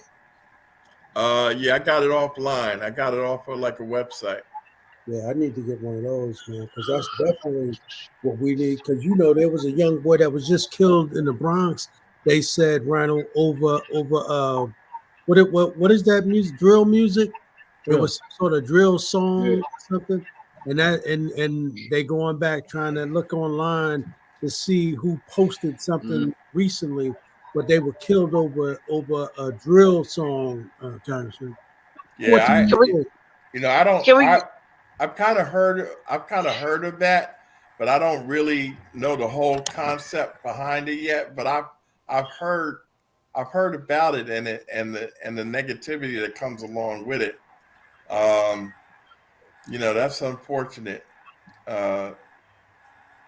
What is that, Rhino? What is that music? What, drill music? Yeah. I mean, I'm not clear on all of it because I don't really get into it. But from what I understand, it's hip hop music. It's lyrics of what it is. It's young guys going out. It's supposedly, this is how it's format. I'm not, like I said, I don't listen to it. Right. I couldn't tell you straight off, but from what I understand, that it's basically kids out here doing wild stuff, whatever it is they doing, and then they put it in their lyrics. You know what I'm saying? And that's drill music, from what I understand. All you know right. what I'm saying? It's these dudes, doing what they rap about. All right. They out here doing stuff and filming it, doing all kinds of crazy mess, and then putting it out, which is crazy to me because I mean, it's real twisted. Yeah, You yeah. know what I mean? But I'm sure there's other stuff to it. I'm sure there's other stuff to it. People who are really into it or closer to it that understand it deeper than me will be able to give you a better background. Yeah, no, that's just what I. Yeah, always, that's basically that's what I always hear. That's kind of basically kind of what I heard. You know, in terms of you know, it's really like them acting out. You know, what they're doing, what they're making the music about, what they're doing in the streets and that kind of thing. And you know, that can only bode well. That can only bode for trouble. So not going to end well. Not going to end well. at all. Who came up with that whole concept of drill music, man? Just I mean, that's just crazy. It's insane. I don't know. You know, and when and here's the thing, man. You know, yeah, you may have murdered that kid, but you know what? When they catch you, your life is over too. Right. I mean, that's it. So exactly. I mean, especially if you're talking about it. Yeah, and I'm saying what, over a record? Especially if you're rapping about it. Right. Yeah. Or whatever it is. I mean, a lot of times it's just street stuff going on, but they're putting it in their songs and stuff. Yeah. You know? It's crazy. I mean, you know, it reminds me of just kind of like early 90s, how it was for us in the early 90s when, you know, we were talking about keeping it real. And so now it's like, you know, we couldn't fantasize about certain stuff in our lyrics anymore. It was like you had to really be doing it. And so now then you had dudes really going out here doing stuff, you know, to be real, because they were about keeping it real. And so that just continued. That's just escalated into what we have now. You know what I mean? Yeah. Yeah. So yeah, it's unfortunate. I'm telling you, really unfortunate. Well, Congressman, as we come back, it'll be another year. You had some goals. One was you and Karen. Did you and Karen get together this year? And what is 23 going on the agenda? Are you going to be on the same committees and everything? Yeah, it looks like I'll continue to keep my committees. Okay. You know, obviously I lose my chairmanship, but I'll be the highest ranking Democrat on the committee. So when you're not in power, it's called the ranking member. So I'll be the ranking member on railroads, pipelines, and hazardous material, and we'll still have some authority and power, but you know, it's really their show. So you know, anything that I get out of them, you know, they're going to have to agree with. Okay. So. And you and Karen, did y'all do your thing? Don't ask me. Okay. All righty. You, Karen, and Joe. You, Karen, and Joe. I know. And I ran into Joe during the Black Caucus, and I said, "Oh my God, I'm supposed to be coming." He says, "Just come, man. Just come. Don't worry about you ain't been there. Just come." So I really need to do that. I know Karen with her crazy funny self, she's gonna wear me out. Oh yeah, Lord. You know she is. Well, we're gonna push. We're gonna look at the spring break, winter break, and we're gonna try to talk to Jonathan and see if we can bring some students down to see you in March. That'd be fine. That'd be great. Yeah. I always show up for the students. I always show up for the kids. Yeah, that'll be a great experience. I don't ever say no to the kids. Okay. Well, that's gonna be on our goal list. And and any predictions that we need to I think the Dems are gonna surprise us in spite of. One thing I think the president, he reaches across the aisle and he reaches what I believe what he can actually do, and I think see. We'll see. These guys are they want to see him fail. So I don't know how much he's going to be able to get done. I mean, you know, they didn't help Obama, and they're not going to help Biden. But they've despise known him. him for like 20 years. Doesn't matter. Like, It doesn't matter. Doesn't matter. Doesn't matter. It doesn't matter. I mean, or else, we would have had some other things while we were in leadership that have been able to get done. But there are things that are still left on the table with even us being there, in the majority and him being the president. He hasn't gotten everything that he's wanted, and they've been in the way. So they're, they, like I said, they don't like government. So they don't try to do government except for cutting taxes, anti-abortion, and trying to get as many supreme judges, appointed that look at things like they do. We're having a major meeting tomorrow, an emergency meeting of the Black Caucus around voting rights and the John Lewis bill, HR 4. So they called an emergency meeting tomorrow. So I need to find out what's going on there. But Well, listen, y'all, we've come to the end of the Payne Report, as y'all know, and the end of the show. So we're gonna give all of y'all an opportunity to say some last words. We'll let you go last, Congressman Payne. So you want to go first, Rhino? Rhino. Yeah, I want to say, y'all can hear me? yes. Y'all can hear me? Yeah. I just want to say, I want to say happy birthday to one of our hometown heroes, Tretch of Naughty by Nature. Today's his born day. You know that brother's, he's like an icon legend now in the world. You know what I'm saying? That's one of our hometown heroes from out here in Jersey.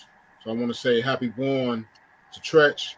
I also want to say go out there and check out this new song by 21 Savage and Nas. It's called One Mic, One Gun. This whole thing, this been this whole thing going on about who's relevant nowadays and all of that. And there was a thing where 21 Savage had said that Nas wasn't relevant today and all of that. So that was going on for a while. I guess they butt heads. They spoke and they came together and they did this song. Listen to the lyrics of each one of them. Listen to, because they're basically giving their side of it in a sense. You know what I'm saying? It's called One Mic, One Gun, 21 Savage and Nas. Check that out. And that's it for me. All right. Donna, Congressman, I hope you make it down to the Winter Wonderland down at the Prudential Center that in the city of Newark, the ice skating rink. And we hope to do, and maybe you'll join when we do something out there, All Politics and Local. And wish you and the family a joyous holiday. And to what Rhino just mentioned to Tretch, that the play New Jack City is on Broadway, and I believe Tretch is in the play. So hometown heroes, he's doing his thing. Yeah, that means he done got old. We're in Broadway. That's what that means. That's right. Also, real quick, I just wanted to say, make sure you also check me out tomorrow, 3 p.m. twitch.tv/Rhino CMZ for the Saturday Shake Up. CMZ at 3. I'll be on there tomorrow. Also, Donna, since you were talking about Winter Wonderland, I'm going to be spinning. I'll bring it up next week too, though. I'll be spinning at Newark Museum of Arts for their Winter Wonderland event that they're going to have there on December 10th, Saturday. That'll be next week Saturday. That's what's up. All right, Zaid. With the rally tomorrow for Senator Warnock at 12 o'clock at the Martin Luther King Memorial, 3 o'clock live on YouTube, the Stolen Lives induction ceremony to honor the families from across the country of folks who have lost loved ones to police violence. All right. We'll give you the final word, Congressman. Well, heard from you, brother. Hey, listen, man, I'm always elated, man, and happy, you know, for all of us, man, to get together, and the fact that we all still here, you know. I mean, you know, you just talked about one of the congressmen going home to be with the Lord at a young age. I mean, you think about it, man. So, and it seemed like so many more people are dying young, man. You know, so Yeah. I'm elated, man. Happy that we are able to be here. You know, another month on the Payne report, and I'm always grateful, man, to just share a conversation with you, my brother. So, and I appreciate all of y'all. Right on. Well, Right on, you know, beloved. thank you, Ed.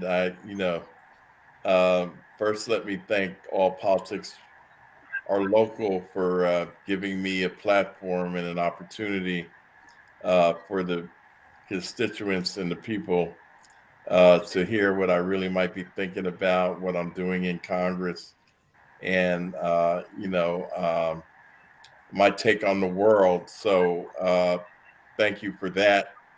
I was a reluctant participant in the beginning. I don't really like bringing light to myself, but I'm growing, and it's what I've realized, that it's part of the job. So I need to be That's in your responsible. DNA. Yeah, not getting on no TV and radio and all of that. Not really. But it's what I try to tell young people is, sometimes there are going to be things that you have to do that you don't like. Right. And I always tell them, like, I'm not a big speaker. I don't like, doing television and all of that. But it's my job, and it's part of my job. So I have the obligation to do it. So I do it. So that's a message I always try to tell young people, and so, I got to live it. If I'm going to talk about it, I got to be about it. So, let me just say, thank all of y'all once again for giving me this platform. As a matter of fact, on that note, tomorrow morning at about 10:30, I'm going to be on with Ali Belchi on MSNBC to talk about the rail strike and the legislation that I had. And then Reverend Sharpton's going to have me on at about 5 o'clock, 5:30 tomorrow night on MSNBC. So got to do it. But thank all of y'all for the warm wishes. I don't take this job lightly. It is an honor for me to serve as your representative, your voice in Washington. So, send those letters, those emails, the social media, like, Payne, you're messing up, Payne. Got to do this, get it right. And, all that helps me develop the voice and represent you in the way that you want to be represented. So thank you. Oh, yeah. And by the way, Tresha ain't the only December boy. December 17th is my birthday. So, Okay. mine is coming up too. That's mine is December 21st. All right. And Congressman, I'm sorry, one more thing. And just if we could just say the name Stephanie Burrows, who was a small woman but a giant in what she did, especially speaking, helping with small business. She went on to glory, but she went out of here. She just went out of here her way. So we send our love to Stephanie Burrows' family. Yeah, Stephanie she was great. She was an incredible individual, and yes, she was. I agree with you in that respect. But hey, Ed, are you Sagittarius or are you? Yep, Sagittarius. Oh, all right. You just made it, boy. I know. I'm on the board. My daughter's a 14. Yeah. All right. Listen, we want to say good people. Everybody. We're gonna get it. We're gonna get a room at the Zanzibar. We're gonna have a party. All right. It sounds good. All right. Take care. An incredible year. We want to say thank you to everybody who stayed with All Politics and Local this year. We're going to do it bigger and better in 2023. So next time we see y'all on the Payne report, it'll be 2023. Yes, we will. Congressman Payne.